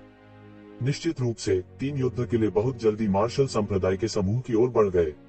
मार्शल संप्रदाय के समूह ने तुरंत अपनी आभा जारी की, जैसे कि वे एक दुर्जय दुश्मन का सामना कर रहे हों। एक एक करके बिजली घर उड़ गए। ईश्वरीय संघ के लोग, क्या आप मार्शल संप्रदाय के साथ एक चौतरफा युद्ध शुरू करना चाहते हैं? एल्डर लियू ने हवा में उड़ते हुए कहा। उनकी राय में ईश्वरीय संघ के कार्य चौतरफा युद्ध शुरू करने से अलग नहीं थे। एल्डर लियू, हम आज मार्शल संप्रदाय के लिए परेशानी पैदा करने के लिए नहीं हैं। हम यहाँ उस अपराधी को खोजने के लिए हैं जिसने हमारे दिव्य संघ के सैनिकों की एक टीम को नष्ट कर दिया। बैंगनी रंग का मजबूत अधेड़ आदमी जो बैटल फोर्ट्रेस नंबर 1 पर चुयून से बात कर रहा था उड़ गया और दूर से एल्डर लियू की आभा का सामना किया। जैसे ही वह अपनी पीठ के पीछे हाथ जोड़कर खड़ा हुआ, एक दबंग आभा फैल गई। ऐसा लग रहा था जैसे सब कुछ उनके नियंत्रण में था। इस समय अंत में हर कोई समझ गया कि दिव्य संघ के लोग येज़ेवेन को खोजने के लिए यहाँ आए थे। विभिन्न गुटों के लोग अंत में समझ गए कि ईश्वरीय संघ के लोग वास्तव में येज़ेवेन को खोजने के लिए यहाँ आए थे। उनमें से कई ने येशिवेन की ताकत पहले कभी नहीं देखी थी, इसलिए वे थोड़ा निराश हुए बिना नहीं रह सके। मूल रूप से उन्होंने सोचा था कि दैवीय संघ और मार्शल संप्रदाय एक चौतरफा युद्ध शुरू करने जा रहे थे। इस तरह वे एक अच्छा शो मुफ्त में देख पाएंगे। अंत में ये दैवीय मिलन ही था जो येज़ेवेन के लिए मुसीबत खड़ी करने आया था। ईश्वरीय संघ की ताकत और 3 युद्ध किले को देखते हुए वे निश्चित रूप से एक समय में एक व्यक्ति को मारने में सक्षम होंगे। कोई सस्पेंस नहीं था। येज़ेवेन अब हमारे मार्शल संप्रदाय के सम्मानित अतिथि हैं। हमारे मार्शल संप्रदाय में ऐसी परंपरा कभी नहीं रही। एल्डर लियू ने आगे बढ़कर कहा, चूंकि उन्होंने निर्धारित किया था कि येशिवेन में बहुत क्षमता है, इसलिए वह स्वाभाविक रूप से उसे अपने साथ जोड़ने के लिए इतने अच्छे अवसर को जाने नहीं देंगे। उन्हें यकीन था कि ईश्वरीय संघ के लोग युद्ध शुरू नहीं करेंगे और वे निश्चित रूप से मार्शल संप्रदाय के साथ सौहार्द का दिखावा करने की हिम्मत नहीं करेंगे। हालांकि रहस्यमयी दुनिया में वे हमेशा एक दूसरे के साथ अनबन करते रहे थे, लेकिन यह सौहार्द के सभी ड्रोन को छोड़ने से बिल्कुल अलग था। यहाँ तक अगर वे एक कदम पीछे हट जाते तो उनके पास पीछे हटने का कोई कारण नहीं होता, क्योंकि येशिवेन ने किनली और अन्य को 2 बार बचाया था। इसके अलावा अगर वे वास्तव में पीछे हट गए तो क्या दूसरे यह नहीं सोचेंगे कि मार्शल संप्रदाय ईश्वरीय मिलन से डरता था? यदि वे ईश्वरीय मिलन से डर गए और अपने सम्मानित अतिथि को सौंप दिया तो भविष्य में कौन मार्शल संप्रदाय से दोस्ती करने का साहस करेगा? एल्डर लियू, आपको ध्यान से सोचना होगा। क्या आप इस छोटे से कमीने के लिए दैवीय संघ को ठेस पहुंचाने के परिणाम भुगत सकते हैं? बैंगनी कपड़ों में अधेड़ आदमी की, यह सही है। आखिरकार मार्शल संप्रदाय एक हाथ से रहस्यमय दुनिया में एक हाथ से आकाश को कवर नहीं कर सकता। इस मामले को ईश्वरीय संघ के रूप में माना जा सकता है जो आपके ऊपर एहसान करता है। इसके बारे में क्या ख्याल है? फिर सफेद कपड़ों में एक अधेड़ आदमी तीसरे युद्ध किले से उड़ गया। उसका चेहरा घृणा से भरा था। उसने येशिवेन को ऐसे देखा जैसे वह अपनी त्वचा को छीलना चाहता था और अपने टेंडन्स को बाहर निकालना चाहता था। एल्डर लियू का चेहरा ठंडा पड़ गया। वो बोलने ही वाला था कि उसने देखा कि येशिवेन पहले ही एक तीर की तरह आगे बढ़ चुका था। एल्डर लियू, अब आपको कहने की जरूरत नहीं है, चूंकि वे मरना चाहते हैं। आइए उनकी इच्छा पूरी करें। उनका अब पीछे हटने का कोई इरादा नहीं था। उनके और ईश्वरीय मिलन के बीच की वर्तमान स्थिति को देखते हुए उनमें से कोई भी वास्तव में एक कदम पीछे नहीं हट सका। इसलिए वे केवल मौत से लड़ सकते थे। कुछ और कहने की जरूरत नहीं थी। तुम येज़ेवेन हो, तुम बहुत बोल्ड हो। बैंगनी रंग के अधेड़ उम्र के व्यक्ति ने तिरस्कार पूर्वक उपहास किया। येज़ेवेन के शब्दों ने उसे क्रोधित नहीं किया। इसके बजाय उन्होंने उसे थोड़ा तिरस्कारपूर्ण महसूस कराया। सभी ने दिव्य मिलन को भड़काने का साहस किया। यदि वे सब इसे हृदय से लगा लें तो ईश्वरीय मिलन अत्यधिक व्यस्त हो जाएगा। वह अपने हाथ से आगे बढ़ा और उसके हाथ में असीम कानून एक विशाल जादुई तलवार में संघनित हो गया। यह शून्य में एक भयानक चमक के साथ टिमटिमाता था और अंतरिक्ष को अलग कर देता था। एक अतुलनीय रूप से बड़ी तलवार की ची निकली और येशिवेन की ओर जा गिरी। उसका आक्रमण गहन जीवन क्षेत्र के चरम पर था। वह बिल्कुल भी पीछे नहीं हटे। इससे कोई फर्क नहीं पड़ता कि उसने येशिवेन को कितना ही है दृष्टि से देखा। वह इस तथ्य को नहीं छिपा सका कि येशिवेन पहले से ही गहन जीवन क्षेत्र के शिखर पर प्रवेश कर चुकी थी। एक ही दायरे के अस्तित्व का सामना करने पर वह पीछे नहीं हटेगा। उन दोनों के बीच कोई अनावश्यक शब्द नहीं था। यह एक ऐसी लड़ाई थी जो जिंदगी और मौत का फैसला करेगी। अगर वे सावधान नहीं होते तो वे आसानी से एक दूसरे के द्वारा मारे जा सकते थे। इस असीम दैवीय तेज के बीच ऐसा लगा जैसे दुनिया की सारी आवाजें पल भर में ही गायब हो गई हों। केवल जादू की तलवार के नीचे गिरने के अंतहीन कानूनों की भयानक आवाज ही रह गई थी। बूम! ऊर्जा का एक मशरूम बादल ऊपर उठा। अपनी पूरी ताकत से इसने ऊर्जा के प्रचंड ज्वार की तरह सभी दिशाओं में कहर बरपाया। खूश खूश! उपस्थित लोग वायुतरंगों के केंद्र को बिल्कुल नहीं देख सके। वे केवल यह महसूस कर सकते थे कि हवा एक विशाल भेड़िए की तरह थी जो लहरों में उनके ऊपर से गुजर रही थी, जिससे उनके कपड़े फड़फड़ा रहे थे। वे अपनी आंखें भी नहीं खोल सकते थे और केवल अपने दिव्य ज्ञान का उपयोग क्षेत्र को स्कैन करने के लिए कर सकते थे। हालांकि उन्होंने देखा कि धरती को चकनाचूर करने वाली जादुई तलवार वास्तव में येशिवेन के हाथ से अवरुद्ध हो गई थी। जरा सा भी नुकसान नहीं हुआ। उसका भौतिक शरीर इतना मजबूत कैसे हो सकता है? मार्शल संप्रदाय के बुजुर्ग लियू दंग रह गए। उसे विश्वास नहीं हो रहा था कि येशिवेन वास्तव में इतना अत्याचारी है। यह बिल्कुल अविश्वसनीय था। यह किस तरह की काया है? मैंने इसे पहले कभी नहीं देखा या सुना है। यह हमारे संप्रदाय की प्राचीन 99 मिस्टीरियस सोल्जर टेक्निक के बराबर है। अविश्वसनीय। मार्शल आर्ट संप्रदाय के अन्य सदस्यों को भी स्थानांतरित किया गया। यह ज्ञात होना चाहिए कि 99 आर्केन आर्मी की रणनीति मार्शल आर्ट संप्रदाय की स्थापना से पहले युद्ध संत संवू द्वारा छोड़ी गई एक पूर्ण कला थी। जब अत्यधिक अभ्यास किया जाता है तो यह देवताओं और राक्षसों को मार सकता है। वर्षों से पूर्व और पश्चिम में मार्शल आर्ट संप्रदाय की विजय के बाद 99 आर्केन आर्मी की रणनीति का नाम स्वर्ग तक फैल गया था और मार्शल आर्ट संप्रदाय की पूर्ण कलाओं में से एक के रूप में जाना जाता था। इसके अलावा 99 मिस्टीरियस सोल्जर टेक्निक सीधे तौर पर एक अमर बिजलीघर बन गई थी। कोई कल्पना कर सकता है कि 99 मिस्टीरियस सोल्जर टेक्निक कितनी ताकतवर थी। उनके दिल में यह 99 मिस्टीरियस सोल्जर टेक्निक से कमतर नहीं था। यह पहले से ही दुनिया में प्रथम श्रेणी की मार्शल आर्ट थी। यह उच्चतम मूल्यांकन था। मौजूद कई अन्य प्राचीन वस्तुओं ने भी इसी तरह का मूल्यांकन किया। हालांकि ये ज़िवेन के बारे में पहले भी कई अफवाहें थीं, जिसमें जान मिंग भी शामिल था, जो गहन जीवन क्षेत्र के चरम पर था। किंवदंतियां सिर्फ किंवदंतियां थीं। अगर उन्होंने इसे अपनी आंखों से नहीं देखा तो कौन जानता था कि यह सच था या नहीं। बहुत से लोगों को विश्वास भी नहीं था कि एक शिवेन के पास इतनी क्षमता है। वे जान मिंग की ताकत के बारे में बहुत स्पष्ट थे। युवा पीढ़ी में उनके साथ कंधे से कंधा मिलाकर चलने वाले ज्यादा नहीं थे। वह इस आदमी के हाथों इतनी आसानी से कैसे मर सकता है? यह कतई वैज्ञानिक नहीं था। यह भी मूल कारण था कि बैंगनी रंग के कपड़े पहने अधेड़ उम्र के आदमी ने शुरुआत में ये ज़िवेन को गंभीरता से नहीं लिया। हालांकि मारपीट के आदान प्रदान के बाद उन्होंने तुरंत महसूस किया कि किंवदंती शायद सच थी। यह कैसे संभव है? वह केवल अपने शरीर से मेरी जादुई तलवार को पकड़ सकता है। बैंगनी कपड़े पहने आदमी ने अविश्वास में ये शिवेन को देखा। यह एक ऐसी स्थिति थी जिसका उन्होंने पहले कभी सामना नहीं किया था। यदि हर कोई अपने नंगे हाथों से एक ब्लेड पकड़ सकता है तो इतनी मेहनत से तलवारबाजी और कृपाण तकनीक का अभ्यास करने का क्या मतलब था? वह अपनी जादुई तलवार की शक्ति के बारे में बहुत स्पष्ट था। यह भी कहा जा सकता है कि यह एक पहाड़ को पूरी तरह से परमाणुओं में कुचल सकता है। उसने कभी नहीं सोचा था कि इसे कोई नंगे हाथों पकड़ लेगा। ये ज़िवेन ने उपहास किया। उसके हाथ में जादू की तलवार तेजी से घूमती और तेजी से कांपती। वो उसकी हथेली काटना चाहता था, लेकिन वो ये ज़िवेन के अत्याचारी शरीर को बिल्कुल भी हिला नहीं सका। उसके शरीर पर सुनहरी रोशनी सुनहरी लहर की तरह सभी दिशाओं में फैल गई। वह एक पल में चला गया। उसकी पांचों उंगलियां मुट्ठी में जकड़ी हुई थी, जिससे एक विशाल अतुलनीय रूप से विशाल तारा बन गया। इसने एक विशाल सर्पिल ऊर्जा का निर्माण किया, जो सीधे शून्य में एक बड़े छेद को नष्ट कर देता है।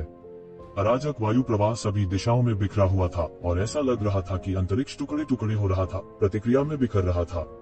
एक पल में यह चरम सीमा तक उबल गया, सीधे विशाल आकाश में घुस गया और बैंगनी कपड़े पहने अधेड़ उम्र के आदमी की ओर फट गया। एक झटके में सब शांत हो गए। इससे कोई फर्क नहीं पड़ता था कि वे एक शिवेन की ताकत के बारे में जानते थे या उन्होंने एक शिवेन के बारे में केवल कुछ अत्याचारी किंवदंतियां सुनी थीं। इस समय वे एक शिवेन द्वारा पूरी तरह से चौंक गए थे। इस प्रकार की भयानक विजय से वे स्तब्ध रह गए। ऐसी शक्ति अनंत थी।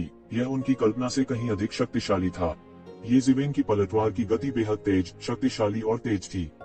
एक पल में यह पहले से ही विशाल आकाश के माध्यम से विस्फोट कर चुका था और बैंगनी कपड़े पहने अधेड़ उम्र के व्यक्ति के सामने आ गया। दरार, दरार, दरार। सभी ने केवल एक जोर से टूटने की आवाज सुनी और तभी देखा कि बैंगनी रंग के अधेड़ उम्र के व्यक्ति के शरीर की सुरक्षा तुरंत पूरी तरह से बिखर गई। ये ज़िवेन के हमले के तहत उसका अत्याचारी शरीर संरक्षण वास्तव में इंच दर इंच बिखर गया। बैंगनी कपड़े पहने अधेड़ उम्र के आदमी की अविश्वसनीय निगाहों के नीचे ये ज़िवेन की मुट्ठी पहले से ही बैंगनी कपड़े पहने अधेड़ उम्र के आदमी की छाती तक पहुंच चुकी थी। टकराना, टक्कर की तेज आवाज के साथ अधेड़ की मौके पर ही मौत हो गई। उसका पूरा शरीर सीधे उसी जगह पर उड़ गया जैसे कोई पतंग टूट जाती है।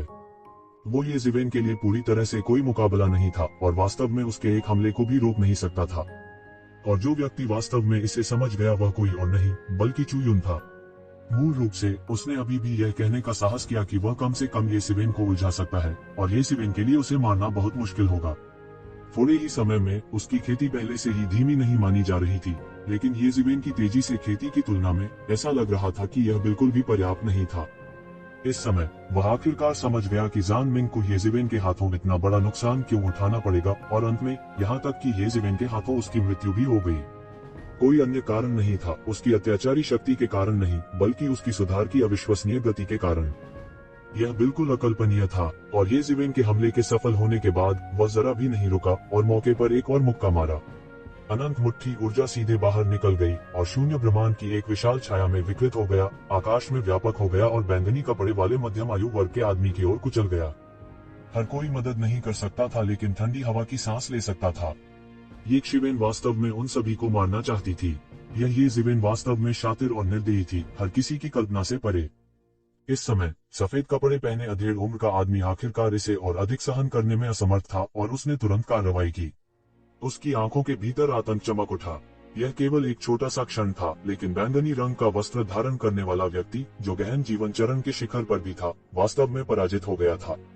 वास्तव में बैंगनी वस्त्र पहने हुए व्यक्ति का पलड़ा भारी भी नहीं हुआ और न ही उसने बैंगनी वस्त्र पहने हुए व्यक्ति को दबाया। इसके बजाय वह पूरी तरह से हार गया था। उसे पूरी तरह से भारी नुकसान हुआ था। ऐसा दृश्य कितना भयावह था! यह दृश्य, यह अकल्पनीय था। एक अजेय और अतुलनीय विशेषज्ञ का अजेय आचरण। इस समय वे अंत में समझ गए, ऐसा इसलिए नहीं था क्योंकि जान मिंग बहुत कमजोर था, इसलिए वह ये जिवेन से हार गया था, बल्कि इसलिए कि ये जिवेन बहुत मजबूत था। जान मिंग का उल्लेख नहीं करना, यदि वे होते तो परिणाम वही होता। मूल रूप से उन्होंने सोचा था कि बैंगनी कपड़े पहने मध्यम आयु वर्ग का आदमी ये जिवेन को दबाने के लिए पर्याप्त था और यहाँ तक कम से कम उसे मारने के लिए, उसके साथ तय करने के लिए पर्याप्त था। किसने सोचा होगा कि फाइनल सीन ऐसा होगा? यह अकल्पनीय था। स्थिति बहुत जरूरी थी और उसके पास हमला करने के अलावा कोई चारा नहीं था। ये जिवेन शांत था और उसके हमले एक बेजोड़ देवता की तरह निर्मम थे। इस सफेद कपड़े वाले आदमी के पास समृद्ध युद्ध का अनुभव था और वह लाशों के पहाड़ और खून के समुद्र से भी रेंग कर बाहर आया था। लगभग एक नजर में उसने ये शिवेन की कमजोरी को देखा। अभी अभी उसने हरे कपड़े वाले आदमी को एक मुक्के से हरा दिया, ठीक उसी समय जब वह अपनी पुरानी ताकत को खत्म कर चुका था, और इससे पहले कि वह नई ताकत पैदा कर पाता, उसने तुरंत इस अंतर का फायदा उठाया और सीधे हमला कर दिया। शक्तिशाली मार्शल आर्ट की धार ने आकाश को तोड़ दिया और जहां भी दिव्य प्रकाश गुजरा, अंतरिक्ष बिखर गया, मानो वह सीधे ये जिवेन को थप्पड़ मारना चाहता हो। लेकिन जिस चीज की उसे उम्मीद नहीं थी, वह यह थी कि एक शिवेन की प्रतिक्रिया की गति और भी तेज थी और यहाँ तक उसे प्रतिक्रिया करने के लिए बिल्कुल भी समय नहीं दिया।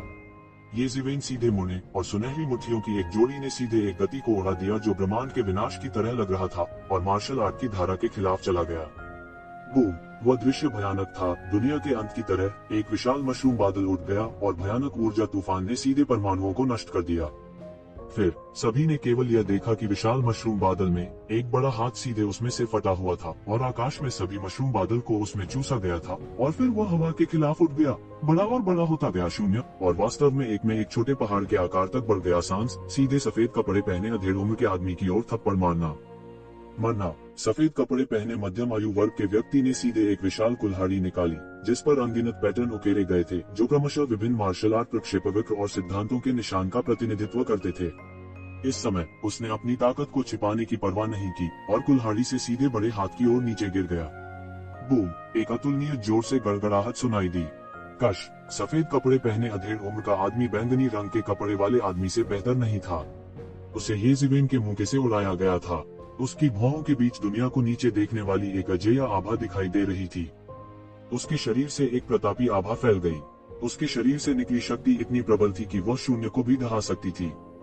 आसपास के दर्शक बुरी तरह पीछे हट गए। वे शुरू से ही पीछे हटते आ रहे थे। उनके लिए यदि वे पीक प्रोफाउंड लाइफ रियलम के कई विशेषज्ञों के बीच लड़ाई में शामिल होते हैं तो वे गंभीर रूप से घायल हो सकते हैं। यह लगभग आकाश में एक स्थायी छेद विस्फोट कर सकता है और सैकड़ों किलोमीटर के दायरे में सब कुछ नष्ट कर सकता है। ये जिवेन बहुत क्रूर है, वह बहुत मजबूत है। कोई आश्चर्य नहीं कि जान मिंग उसके हाथों मारा गया। यह सही है, मैंने इसे अपनी आंखों से देखा। उसने जान मिंग को आसानी से मार डाला। इतनी ताकत के साथ मुझे डर है कि वह पीक प्रोफाउंड लाइफ दायरे में लंबे समय तक अजेय रहा है। भीड़ उत्साह से चर्चा करने लगी। उन्हें स्वीकार करना पड़ा कि एक शिवेन की शक्ति बहुत भयानक थी। उन्होंने कुछ ही सेकंड में पीक प्रोफाउंड लाइफ रियलम के 2 विशेषज्ञों को पंगु बना दिया था। यह ऐसा था मानो वास्तव में कोई अद्वितीय अधिपति था जो उन सभी से लड़ रहा था और उन पर विजय प्राप्त कर रहा था जिन्होंने समर्पण करने से इनकार कर दिया था। सब थोड़े डरे हुए थे। क्या मजाक! वे कैसे जारी रख सकते हैं? वह बस अजेय था। नहीं, वह अजेय नहीं था। दरअसल उनके दुश्मन थे। क्या उन्होंने यह नहीं कहा कि जून डिंगटिन ने उसे आधा पीट कर मार डाला था? ये जिवेन अकेली पहले से ही इतनी शक्तिशाली थी। जून डिंगटिन कितना शक्तिशाली होगा, किसी की कल्पना करने की हिम्मत नहीं हुई। भले ही वे सभी ज्ञानी बूढ़े राक्षस थे जिन्होंने कई वर्षों तक खेती की थी और दुनिया में चमत्कारी चीजों को देखने के आदी थे, फिर भी ऐसा अत्याचारी व्यक्ति देखना दुर्लभ था। यह कोई विशेषज्ञ नहीं था जिसने पहले ही गहन मृत्यु लोक में कदम रख दिया था। वे दोनों गहरे जीवन के दायरे में थे, लेकिन उनके बीच का फासला जीवन और मृत्यु जैसा था। दिव्य गठबंधन, युद्ध भगवान परिवर्तन। इसके तुरंत बाद, इससे पहले कि एक शिवन अपना हमला जारी रख पाता, उसने 1 दर्जन आवाजें एक साथ चिल्लाते हुए सुनी। लेकिन इस समय भीड़ ने केवल एक विशाल छाया को आकाश से उतरते देखा। दूर से यह सोने के कवच में युद्ध का देवता था, जिसके हाथ में एक लोहे का भाला था, जैसे कि वह किसी भी क्षण दुनिया को जीतने के लिए तैयार था। उसका हर आंदोलन एक अजेय इच्छा से भरा हुआ था जो स्वर्ग और पृथ्वी को अधीन कर सकता था, जैसे कि एक भगवान वास्तव में जीवन में वापस आ गया हो और दुनिया पर उतर आया हो। बहुत से लोग पहले से ही एक भयानक खतरा महसूस कर रहे थे। इतना बड़ा अस्तित्व, भले ही वह सिर्फ एक प्रेत ही क्यों न हो, कई लोगों को मौत के घाट उतारने के लिए काफी था। क्या वह युद्ध देवता हो सकता है जिसकी दिव्य संघ पूजा करता है? अफवाह यह है कि दिव्य संघ के नेता ने एक युद्ध भगवान की विरासत प्राप्त की और उस पतित युद्ध भगवान के अंतिम शिष्य बन गए। इस तरह उनकी खेती इतने कम समय में छलांग और सीमा से आगे बढ़ सकती थी। केवल एक पीढ़ी में उन्होंने ईश्वरीय मिलन को उस बिंदु तक विकसित किया जहां इसके नाम ने पूरे हुआन विश्व को हिला दिया और यहां तक कि हम जैसे पुराने संप्रदायों के साथ बराबरी करने के योग्य हो गए। ईश्वरीय मिलन में आधे से अधिक मार्शल आर्ट इस युद्ध भगवान से आए थे। उद्धरण चिन्ह, यह सही है, यह युद्ध भगवान होना चाहिए। मुझे उम्मीद नहीं थी कि यह युद्ध भगवान वास्तव में इस तरह की मार्शल आर्ट को पीछे छोड़ देगा। उसके राक्षसी हत्या के इरादे को देखते हुए मुझे नहीं पता कि उसने अतीत में कितने अत्याचारी अस्तित्वों को मार डाला था। वह कोई ऐसा व्यक्ति नहीं है जिसे सामान्य लोग संभाल सकें। इस युद्ध के बाद से भगवान का जन्म हुआ था, वह धीरे धीरे मजबूत और अधिक अत्याचारी हो गया था। यहाँ तक वह एक पूरी तरह से नए क्षेत्र, अजेय क्षेत्र पर चढ़ गया था। गहन जीवन क्षेत्र के शिखर पर येज़ेवेन को 2 विशेषज्ञों को पराजित होते देखने के बाद ईश्वरीय संघ के सदस्य अंततः अपने आप को रोक नहीं सके। वे कार्रवाई करना चाहते थे। अगर उन्होंने येज़ेवेन को इतना बर्बर व्यवहार जारी रखने दिया तो वे सभी नष्ट हो जाएंगे। इस समय और कोई रास्ता नहीं था। नेता नारंगी लबादे में महिला थी। इस समय उसने लोगों के एक समूह का नेतृत्व किया और दांत पीसते हुए येज़ेवेन की ओर बढ़ी। येज़ेवेन की अभिव्यक्ति नहीं बदली। उन्होंने तत्काल अवलोकन करने वाले व्यक्ति शास्त्र का संचालन किया। अचानक उसके शरीर के रोम रोम से तलवार की सुनहरी रोशनी निकल रही थी। यह तलवार का प्रकाश उसके पीछे संघनित होकर एक राजा की छाया बन गया। इसकी प्रभावशाली आभा राक्षसी थी, जैसे कि दुनिया पर विजय प्राप्त करने वाला एक सम्राट अचानक जीवन में वापस आ गया हो। इस राजा का चेहरा दृढ़ था और वह सजीव दिखता था। उनके शरीर में भी एक राजा की आभा थी। यह वास्तव में एक राजा का पुनरुत्थान था। उसने अपने हाथ में एक लंबी तलवार पकड़ी और दुनिया को जीत लिया। येज़ेवेन का ऑब्जर्विंग पसंद स्क्रिप्चर लगातार काम कर रहा था। उसके पीछे के राजा ने आक्रमण करने की पहल की। तलवार की रोशनी ने लंबी तलवार के तूफान को चीर डाला और दुनिया की हर चीज को ढक लिया। इसने 50 किलोमीटर के दायरे में जमीन को सीधे धराशायी कर दिया। इंच दर इंच आसमान भी सिमट रहा था। तलवार की रोशनी के इस तूफान में सब कुछ रह गया। सभी की मनस्थिति अतुलनीय थी। भले ही वे 50 किलोमीटर से अधिक दूर थे, फिर भी वे भयानक तलवार की रोशनी को सीधे अपने चेहरे की त्वचा को काटते हुए महसूस कर सकते थे। यह बेहद दर्दनाक था। यह मंजर वाकई बहुत भयानक था। कोई शून्य में झूलती हुई मौलिक अराजकता को लगभग देख सकता था। ऐसा लग रहा था कि यह हमला ब्रह्मांड में प्रवेश करने में सक्षम है।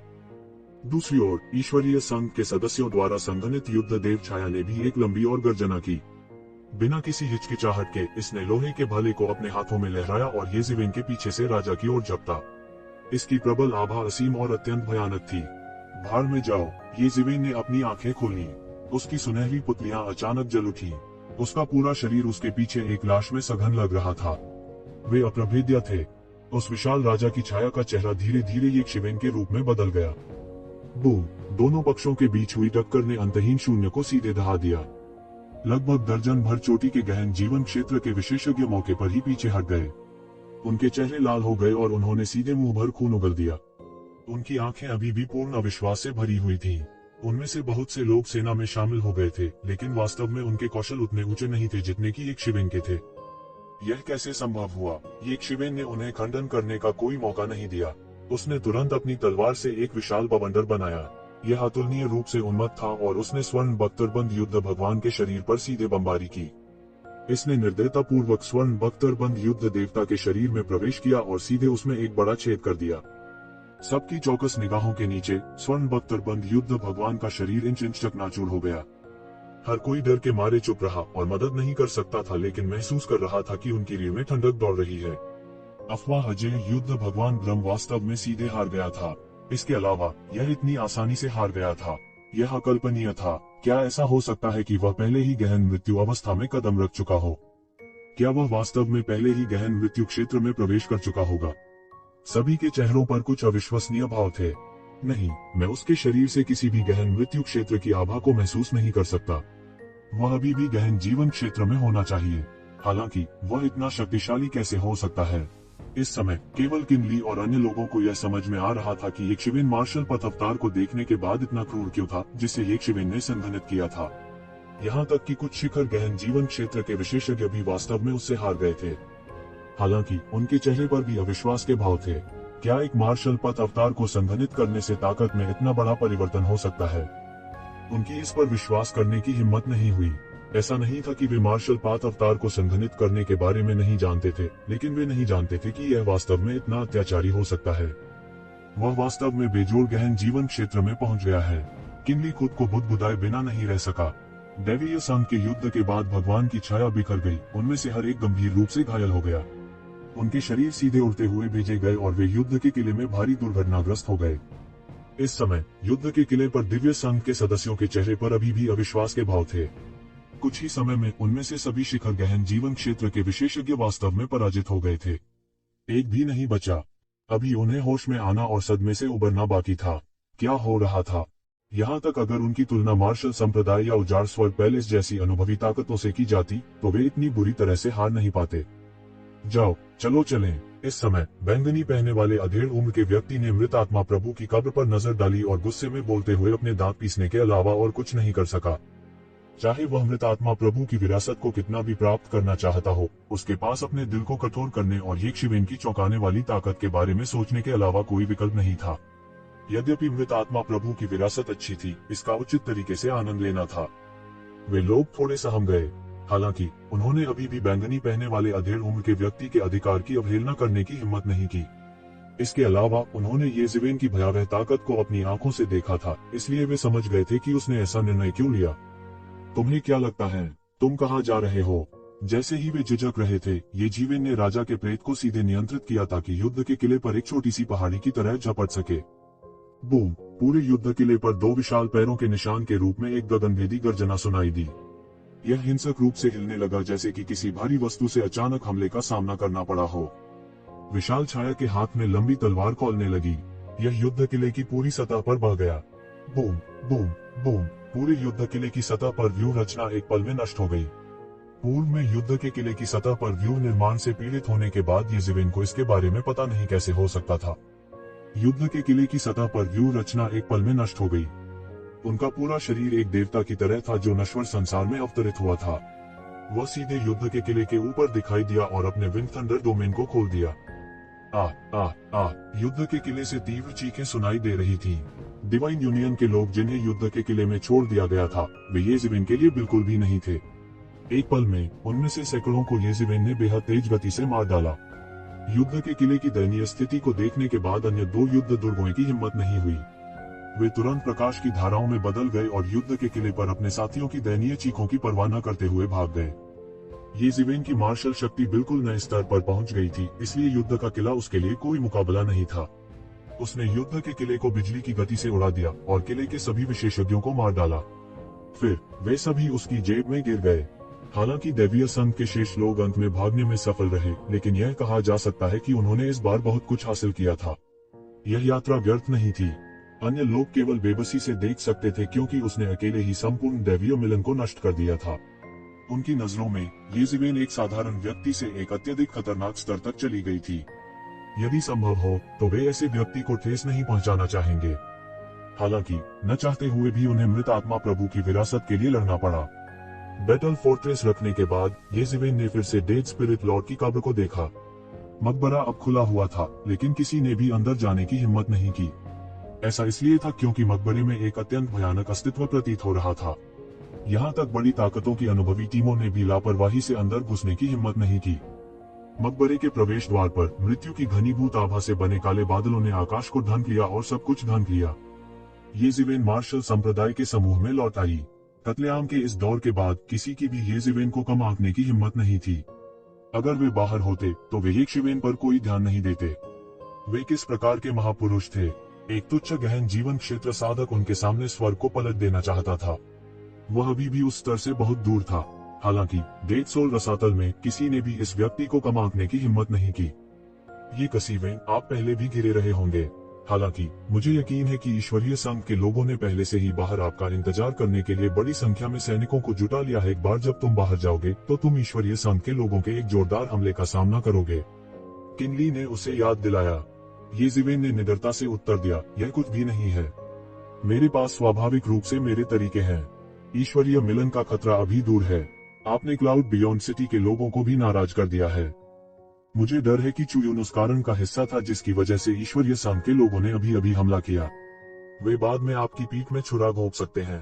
तुम्हें सावधान रहना होगा। किनली येशिवेन को इस तरह देखकर बुरी तरह मुस्कुराए बिना नहीं रह सका। ऐसा लग रहा था कि जब से येजिवेन उससे मिला था तब से वह इतना बेईमान और कानून विहीन था। उसने प्राचीन फीनिक्स क्षेत्र जैसी जगह में एक शादी में परेशानी पैदा करने का भी साहस किया था। वे बेकार लोगों का एक समूह है जो लड़ने की हिम्मत भी नहीं करते। इसमें चिंता करने की क्या बात है? तो जिवेन ने पूरे विश्वास के साथ कहा। अतीत में वह चिंतित हो सकता है। हालांकि अपने पहले मार्शल आर्ट अवतार को संघनित करने के बाद उनकी ताकत में तेजी से वृद्धि हुई थी। उन्होंने स्वाभाविक रूप से क्लाउड बियॉन्ड सिटी के इन विशेषज्ञों के खतरे की परवाह नहीं की। जल्दी से ये जिवेन के शरीर से सबका ध्यान गया और कब्र पर लौट आया। आखिर इस बार सभी के आने का मुख्य मकसद इस मकबरे के अंदर विरासत हासिल करना ही था। हालांकि हर कोई अभी भी बेहद डरा हुआ था। गहन जीवन स्तर पर अपनी ताकत के साथ और यहाँ तक गहन जीवन चरण के शिखर पर मौजूद लोगों के साथ उन्होंने अप्रत्याशित रूप से आकस्मिक रूप से प्रवेश करने का साहस नहीं किया। ये जिवेन किनली से पूछने वाली थी कि कब्र की गुफा के अंदर किस तरह का राक्षस था जो उन्हें इस हद तक डरा सकता था। अचानक दूर से आकाश में एक जोर की दहाड़ सुनाई दी। प्रकाश की दो विशाल किरणें मृत आत्माओं के अंधेरे रसातल से निकली। यह ऐसा था जैसे दो वज्रपात स्पष्ट आकाश में जोर से और स्पष्ट रूप से टकराए हों। सभी ने तुरंत ऊपर देखा और देखा कि दूर आकाश में प्रकाश के दो विशाल गोले दूर से आ रहे थे। वे आश्चर्यजनक गति से आ रहे थे। ऐसा लग रहा था कि दो आकृतियां जमकर लड़ रही थीं। इन दो विशाल प्रकाश गुच्छों के चारों ओर का शून्य कांच की तरह था जो इंच दर इंच शून्य में बिखर रहा था। शून्य से अराजकता उंडेली गई। जैसे जैसे वे करीब आते गए एक बड़ी दरार बन गई। यह कब्र तक फैल गया। फूश फूश, हर कोई बस अचंभे में था। दो आकृतियां तुरंत शून्य से फट गईं और अंदर चली गईं। दो फटती हुई तलवार रोशनी ने तुरंत 1000 मील के पूरे दायरे को रोशन कर दिया। क्या कोई अंदर गया? अच्छा नहीं है। यह कौन है? हर कोई अचानक शोरगुल हो गया। पहले वे चिंतित थे कि कोई भी पहले आने के लिए तैयार नहीं होगा। हालांकि अब जब कोई पहले भाग गया था तो वे अचानक चिंतित हो गए। कोई पहले अंदर घुसा था। पहले वर्षा मिला तो क्या हुआ? अचानक हर कोई दुविधा में था। पीछा करना, कोई फर्क नहीं पड़ता कि वे कौन हैं, पीछा करो। हमें उन्हें पहले विरासत नहीं मिलने देना चाहिए। येशिवेन को नहीं पता था कि किस तरफ का भगवान सबसे पहले दहाड़ता है। फिर उसने केवल प्रकाश की एक धारा को पागलों की तरह कब्र की ओर उड़ते हुए सुना। यहाँ तक उनके पीछे मार्शल महान संप्रदाय के लोग भी कोई अपवाद नहीं थे। उनके पास एक दूसरे का अभिवादन करने का समय भी नहीं था। ऐसा लग रहा था कि सभी एक दूसरे के साथ एक मौन समझ रखते हैं और एक साथ कब्र की ओर उड़े। एक पल में कब्र के बाहर कोई नहीं था। इस समय येशिवेन को अचानक याद आया कि दो तलवार रोशनी इतनी परिचित क्यों लगती हैं। उनमें से एक के पास 3000 तलवार सिद्धांतों की एक मजबूत आभा थी। सभी प्रकार के अजीब तलवार सिद्धांत बह गए। यह व्यक्ति कोई और नहीं बल्कि जून डिंगटियन था जो पहले येशिवेन के साथ लड़ चुका था। दूसरी वाली के रूप में उस नीली ठंडी रोशनी ने भी येशिवेन को अतुलनीय रूप से परिचित महसूस कराया। उसे अचानक याद आया कि यह कोई और नहीं बल्कि ये कियान था। वह ठंडी रोशनी स्नो जेड तलवार से निकलने वाली रोशनी होनी चाहिए। वह इससे पूरी तरह परिचित थे। उसके चेहरे पर आश्चर्य के भाव थे। उसने हुआ मैंगान के बजाय ये कियान से मिलने की उम्मीद नहीं की थी। उसने ये कियान को 100 साल से भी पहले की तबाही के बाद से नहीं देखा था। इन 100 से अधिक वर्षों में ऐसा लगता है कि ये कियान ये कबीले में वापस आ गया है। हालांकि वो लंबे समय तक नहीं रही और जल्द ही गायब हो गई। ये कबीले के अन्य अद्वितीय प्रतिभा येजुकोन भी ये कियान के गायब होने के कुछ समय बाद ही चले गए। उसके जाने से पहले वह अपने पीछे एक संदेश छोड़ गया कि वह परमेश्वर की विरासत की खोज करने जा रहा है। इस समय वही कियान को फिर से देखने के लिए स्वाभाविक रूप से खुश था। हालांकि वह अचानक चिंतित हो गया। जून डिंगटियन से निपटना आसान व्यक्ति नहीं था। हालांकि अभी की स्थिति से ऐसा लग रहा था कि ये कियान किसी नुकसान में नहीं था, फिर भी वह चिंतित था। बिना किसी हिचकिचाहट के वह सीधे कब्र के द्वार में कूद गया। तो ज़िवेन की गति अत्यंत तेज थी। हालांकि उसने देर से शुरुआत की थी, फिर भी वह लोगों के बड़े समूह को पकड़ने में कामयाब रहा और तुरंत कब्र में प्रवेश कर गया। संकरे छेद के पीछे एक बहुत विशाल भूमिगत गुफा थी। हालांकि सभी की दृष्टि से भी वे केवल इसके कुछ हिस्सों को स्पष्ट रूप से देख सकते थे और पूरी चीज को नहीं देख सकते थे। हर कोई तुरंत समझ गया कि यह किसी फॉर्मेशन की स्थापना से संबंधित होना चाहिए, नहीं तो ऐसा नहीं होता। इस समय हर कोई बस उन दो लोगों का पीछा करना चाहता था जो पहले ही गुफा में घुस चुके थे। एक के बाद एक वे अराजक तरीके से गुफा में घुसे। गर्जन। अचानक अंधेरे से एक मरे हुए प्राणी की एक लुभावनी दहाड़ सुनाई दी। यह दहाड़ एक जीवित प्राणी से बिल्कुल अलग थी और इसने तुरंत सभी को जगा दिया। क्या यह अंधेरे में इस जीव के कारण नहीं था कि वे पहले भागने की हिम्मत नहीं करते थे? ये ज़िवेन के आने से बहुत पहले कुछ लोगों ने अंदर जाने की कोशिश की थी, परिणाम केवल एक ही निकला और वह यह था कि वे गुफा में दुखद रूप से मर गए। हर कोई केवल उनकी चीखें ही सुन सकता था, लेकिन वे यह नहीं बता सकते थे कि गुफा में क्या है। अचानक एक अतुलनीय रूप से विशाल हड्डी का पंजा अंधेरे से बाहर निकला और सीधे हेवन वेस्टलैंड हॉल के एक गहन जीवन चरण के बुजुर्ग की ओर बढ़ा। हेवन वेस्टलैंड हॉल सबसे तेज होने के कारण इस समय सबसे आगे थे। बड़े की प्रतिक्रिया बिल्कुल भी धीमी नहीं थी। उसने तुरंत अपना लंबा ब्लेड खींचा और ब्लेड से एक आश्चर्यजनक ब्लेड चमक उठी, जिसके बाद उसने हड्डी के पंजे को बेरहमी से काट डाला। बजना। हालांकि उन्होंने केवल धातु के टकराने की एक कर्कश ध्वनि सुनी। उसकी कृपाण की चमक इस विशाल हड्डी के पंजे का कुछ नहीं कर सकी और सीधे मौके पर ही पकड़ी गई। बुजुर्ग बुरी तरह चिल्लाया। हड्डी का पंजा सीधे उसकी छाती में घुस गया और उसके दिल को कुचल दिया। रक्त तुरंत बाहर निकल आया और उसके अंग जो कीमा में बदल गए थे, बह गए। अगले ही पल उसके शरीर का सारा सार रक्त हड्डी के पंजे द्वारा पूरी तरह से अवशोषित कर लिया गया। वृद्ध के शरीर में हड्डी का पंजा सारा सार रक्त सोख लेने के बाद हड्डी के पंजे पर रक्त शिरा जैसी नसों की संख्या बढ़ गई। सब कुछ इतना रक्तरंजित और डरावना था। पलक झपकते ही एक भयानक गहरा जीवन चरण विशेषज्ञ तुरंत मारा गया। यह क्या है? सब लोग शांत हो जाओ, डरो मत, डरने की कोई बात नहीं है। हम सब यहाँ हैं, तो हम इन मृत चीजों से क्यों डरेंगे? काय करते। इस समय हर कोई पहले से ही गड़बड़ हो गया था। उन्हें नहीं पता था कि क्या करना है। कुछ लोगों ने शांत करने की कोशिश की, जबकि अन्य पहले से ही असमंजस में थे। एक और दयनीय चीख निकली। एक अन्य व्यक्ति को अंधेरे में हड्डी के पंजे से पकड़ लिया और घसीटते हुए अंधेरे में ले गया। इस बार पीड़ित व्यक्ति एक छोटे गुट का नेता था। इसके अलावा वह एक प्रोफाउंड लाइफ स्टेज के विशेषज्ञ थे। हालांकि वह इस तरह के पंजे के हमले को सहन करने में असमर्थ था। हर कोई बेवजह डरा हुआ था। वे अभी अभी दाखिल हुए थे और गहन जीवन अवस्था के दो विशेषज्ञों को पहले ही मौत के घाट उतार दिया गया था। अंधेरे का यह दूसरा पहलू क्या था? इस समय सभी के दिल अंतहीन रूप से धड़क रहे थे। यह केवल अंधेरे के भीतर मौजूद राक्षस के कारण नहीं था, बल्कि इसलिए भी था कि वे उन दो लोगों की आकृतियों को खो चुके थे जो उनसे पहले प्रवेश कर चुके थे। दम्मित, मुझे नहीं पता कि यहाँ किस प्रकार का गठन है जो हमें यह देखने से रोकता है कि क्या हो रहा है, अन्यथा हम ऐसी निष्क्रिय स्थिति में नहीं होते। किनली ने अपने दांत भींचते हुए कहा। न केवल किसी की आंखें अंधेरे में नहीं देख सकती थी, यहाँ तक किसी की दिव्य भावना भी बाहर नहीं निकल सकती थी। यह एक रहस्यमय शक्ति द्वारा अवरुद्ध था। हर कोई यहाँ किसी के द्वारा स्थापित एक गठन हो सकता है, हालांकि इससे कोई फर्क नहीं पड़ता कि यह किस प्रकार का गठन है, निश्चित रूप से एक गठन कोर होगा। हर कोई इस गठन कोर को ढूंढे और इसे नष्ट कर दे, तब हम इस दुर्दशा को हल करने में सक्षम होंगे। इस समय मार्शल संप्रदाय के एल्डर लियू ऊपर उड़े और चिल्लाए, हाँ, हम इस समय घबरा नहीं सकते, नहीं तो हम एक एक करके इस राक्षस से हार जाएंगे। सब लोग शांत हो जाओ, घबराओ मत, डरने की कोई बात नहीं है। यह वही है जो हमने पहले सामना किया है। इस समय प्रमुख बलों के सम्मानित नेताओं ने भी खड़े होकर आदेश का आयोजन किया। वे ऐसी अराजक स्थिति को जारी नहीं रहने दे सकते थे, अन्यथा वे केवल सत्यानाश या पीछे हट सकते थे। हालांकि उन्होंने यहाँ आने के लिए इतनी बड़ी कीमत पहले ही चुका दी थी। वे इस समय पीछे हटने को कैसे तैयार हो सकते हैं? ये ज़िवेन ने सिर हिलाया। ये लोग वास्तव में अनुभवी लोग थे। इस स्थिति में सबसे भयानक बात राक्षस नहीं बल्कि अज्ञात थी। जब तक वे जानते थे कि राक्षस क्या था, निश्चित रूप से इससे निपटने का एक तरीका होगा। प्रमुख बलों के नेताओं के नेतृत्व में सभी धीरे धीरे शांत हो गए और अब घबराए नहीं। हालांकि अभी भी ऐसे लोग थे जो समय समय पर सीधे हड्डी के पंजों से पकड़े जाते थे और फिर थोड़ी देर बाद उन्होंने चीखें और हड्डियों के चबाने की भयानक आवाज सुनी। अचानक शून्य में एक और अत्यंत तीखी आवाज सुनाई दी। ये शिवेन को अचानक एहसास हुआ कि यह अच्छा नहीं था। इस समय हड्डी के विशाल पंजे तुरंत उसके सामने आ गए थे। इसने लगभग उसे प्रतिक्रिया करने का कोई समय नहीं दिया और इसने पहले ही उसके चेहरे को बुरी तरह पकड़ लिया था। इस हड्डी के पंजों की गति ध्वनि संचरण की गति से कहीं अधिक तेज थी, इसलिए जब येशिवेन ने आवाज सुनी, हड्डी के पंजे ने उसे पहले ही पकड़ लिया था। डांग। जब हड्डी के पंजे येशिवेन के शरीर को पकड़ने वाले थे, उसने देखा कि यिन यांग जीवन और मृत्यु आरेख अचानक उसके शरीर से उभरा। यिन यांग जीवन और मृत्यु आरेख ने अंतहीन यिन यांग जीवन और मृत्यु क्यूई को प्रकट किया। एक चमकदार रोशनी की तरह वह नीचे गिर गया और उसमें येशिवेन की पूरी तरह से रक्षा की। हड्डी के पंजे ने सीधे मौके पर हल्के पर्दे को कुचल दिया। पांचों अंगुलियों ने जमकर हल्के पर्दे में धंसाया। ये एक सांस में येशिवेन के चेहरे को पकड़ने से कुछ ही मिलीमीटर दूर था। येशिवेन ने बस ठंडी सांस ली।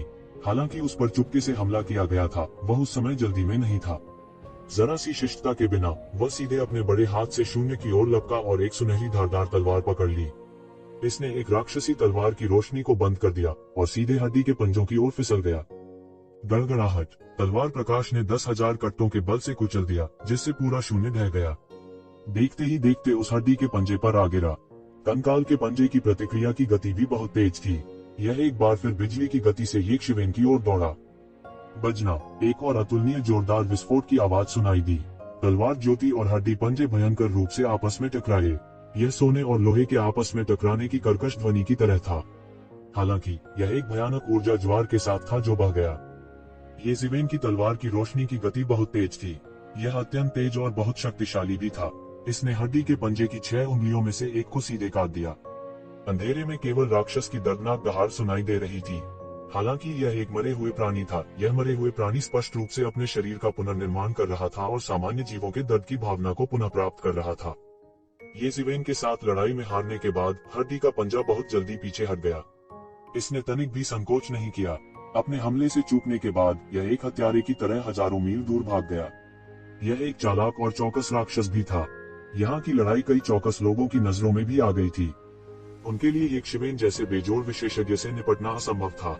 जब उन्होंने देखा कि येशिवेन पर हमला किया गया है, तो कई लोगों के चेहरों पर थोड़ी खुशी की मुस्कान आ गई। हालांकि जब उन्होंने देखा कि अंत में येशिवेन ठीक है, तो कई लोग निराश हो गए। बहुत से लोग इस राक्षस के पेट में येशिवेन की दर्दनाक मौत का इंतजार नहीं कर सकते थे। इस तरह उनके पास एक कम मजबूत प्रतियोगी होगा। येशिवेन, जिसने अकेले ही ईश्वरीय संघ को हराया था, ने उन्हें यह महसूस कराया कि वे वास्तव में उसके खिलाफ लड़ने का कोई विचार नहीं कर सकते थे। इसके अलावा यह सबसे अच्छा होगा यदि उन्हें ऐसे किसी प्रतिद्वंद्वी से व्यक्तिगत रूप से निपटने की जरूरत न पड़े। यह सबसे अच्छा होगा यदि राक्षस उसे खाने में मदद करे। उनके पास एक कम प्रतियोगी हो सकता है, लेकिन उन्हें व्यक्तिगत रूप से उससे निपटने की जरूरत नहीं होगी। यह बेहतर नहीं हो सकता। हालांकि यह अफसोस की बात थी कि येशिवेन की ताकत वास्तव में अतुलनीय रूप से शक्तिशाली थी। यहाँ तक एक राक्षस भी जो एक गहन जीवन क्षेत्र के विशेषज्ञ को यूं ही मार सकता है, येशिवेन के साथ कुछ नहीं कर सकता। ऐसा लग रहा था कि उसके हाथों कुछ नुकसान भी हुआ हो। येशिवेन, क्या तुम ठीक हो? अंधेरे से किनली की आवाज आई। वह भी चौंक गया जब उसने देखा कि येशिवेन पर हमला किया गया था। सौभाग्य से येशिवेन ठीक थी। मैं ठीक हूँ, येशिवेन ने सिर हिलाया। इस अंधेरे में सबकी दिव्य इंद्रियां बहुत प्रभावित हुईं। उनकी आंखें देख नहीं सकती थीं और उनकी दिव्य इंद्रियां भी काम नहीं कर सकती थीं। यह अंधा होने के बराबर था। हालांकि वे अभी भी एक निश्चित सीमा के भीतर चीजों को देख सकते थे, लेकिन इतनी छोटी दूरी इन अतुलनीय विशेषज्ञों के लिए अंधे होने से अलग नहीं थी, जो केवल एक विचार के साथ आसानी से हजारों मील की दूरी तय कर सकते थे। इसलिए उसने उनका पीछा करना जारी नहीं रखा। आखिरकार वह नहीं जानता था कि अंधेरे की गहराई में क्या है। वह राक्षस वास्तव में क्या था। हालांकि इस लड़ाई के बाद वह तुरंत उत्साही हो गया। उसे निश्चित रूप से सावधान रहना था, नहीं तो यहाँ उसकी दर्दनाक मौत भी हो सकती है। उन्होंने अपनी टकटकी लगाई, केवल कुछ विशेषज्ञों को देखने के लिए जो प्रत्येक प्रमुख बलों से बाहर निकलने वाली संरचनाओं को निकालने में कुशल थे। वे इकट्ठे होकर हिसाब करने लगे। इस समय सभी ने एकता के दुर्लभ शो में एक साथ काम किया। आखिरकार हर कोई बहुत स्पष्ट था कि अगर वे गठन को नहीं तोड़ सकते, तो उन पर इस तरह केवल निष्क्रिय रूप से हमला किया जा सकता था। या तो वे पूरी तरह से नष्ट हो गए, या वे आज्ञाकारी रूप से पीछे हट गए। कोई तीसरा रास्ता नहीं था। यदि वे अपने सामने संकट का समाधान नहीं कर सके, तो बोलने के लिए कोई भविष्य नहीं होगा। इसलिए उन्होंने इस समय कुछ भी नहीं छुपाया या कुछ भी वापस नहीं लिया। येशिवेन को भी होश आया। जब तक एक गठन का गठन किया गया था, चाहे वह कितना भी उत्कृष्ट क्यों न हो, हमेशा पीछे छूटे निशान होंगे। अगर ये जीवन की गठन की समझ अतीत के सामान्य योद्धाओं से थोड़ी ही बेहतर थी, तो इसकी तुलना उन विशेषज्ञों से नहीं की जा सकती थी जो संरचनाओं में विशेषज्ञता रखते थे। यह कहा जा सकता है कि घोस्ट हॉट फायर ग्रेट अरे के माध्यम से जाने के बाद सन्नी संरचनाओं के बारे में ये जीवन की समझ छलांग और सीमा से आगे बढ़ गई थी। घोस्ट हॉट फायर ग्रेट अरे को क्रैक करने और इसे समझने के लिए ये जीवन को नहीं पता था कि उसने रहस्यमय जगह से कितना अरे गठन ज्ञान प्राप्त किया था। इस क्षेत्र में उनके ज्ञान में जबरदस्त परिवर्तन आया था, अन्यथा वह अपनी लगभग सारी संपत्ति इस घोस्ट हॉट फायर ग्रेट अरे पर खर्च नहीं करता। जल्द ही उन्होंने पूरे गठन की कुछ नसों को अंधेरे में पाया और कुछ निशान थे। ऐसा लग रहा था कि कोई शक्तिशाली शक्ति इस फॉर्मेशन को संचालित कर रही है, ताकि इतने सालों के बाद भी इस फॉर्मेशन का उपयोग किया जा सके।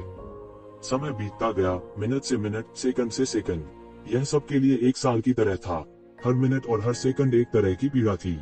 लोगों की चीखें लगातार सुनाई दे रही थी क्योंकि उन्हें हड्डी के विशाल पंजे ने मौके पर ही पकड़ लिया था।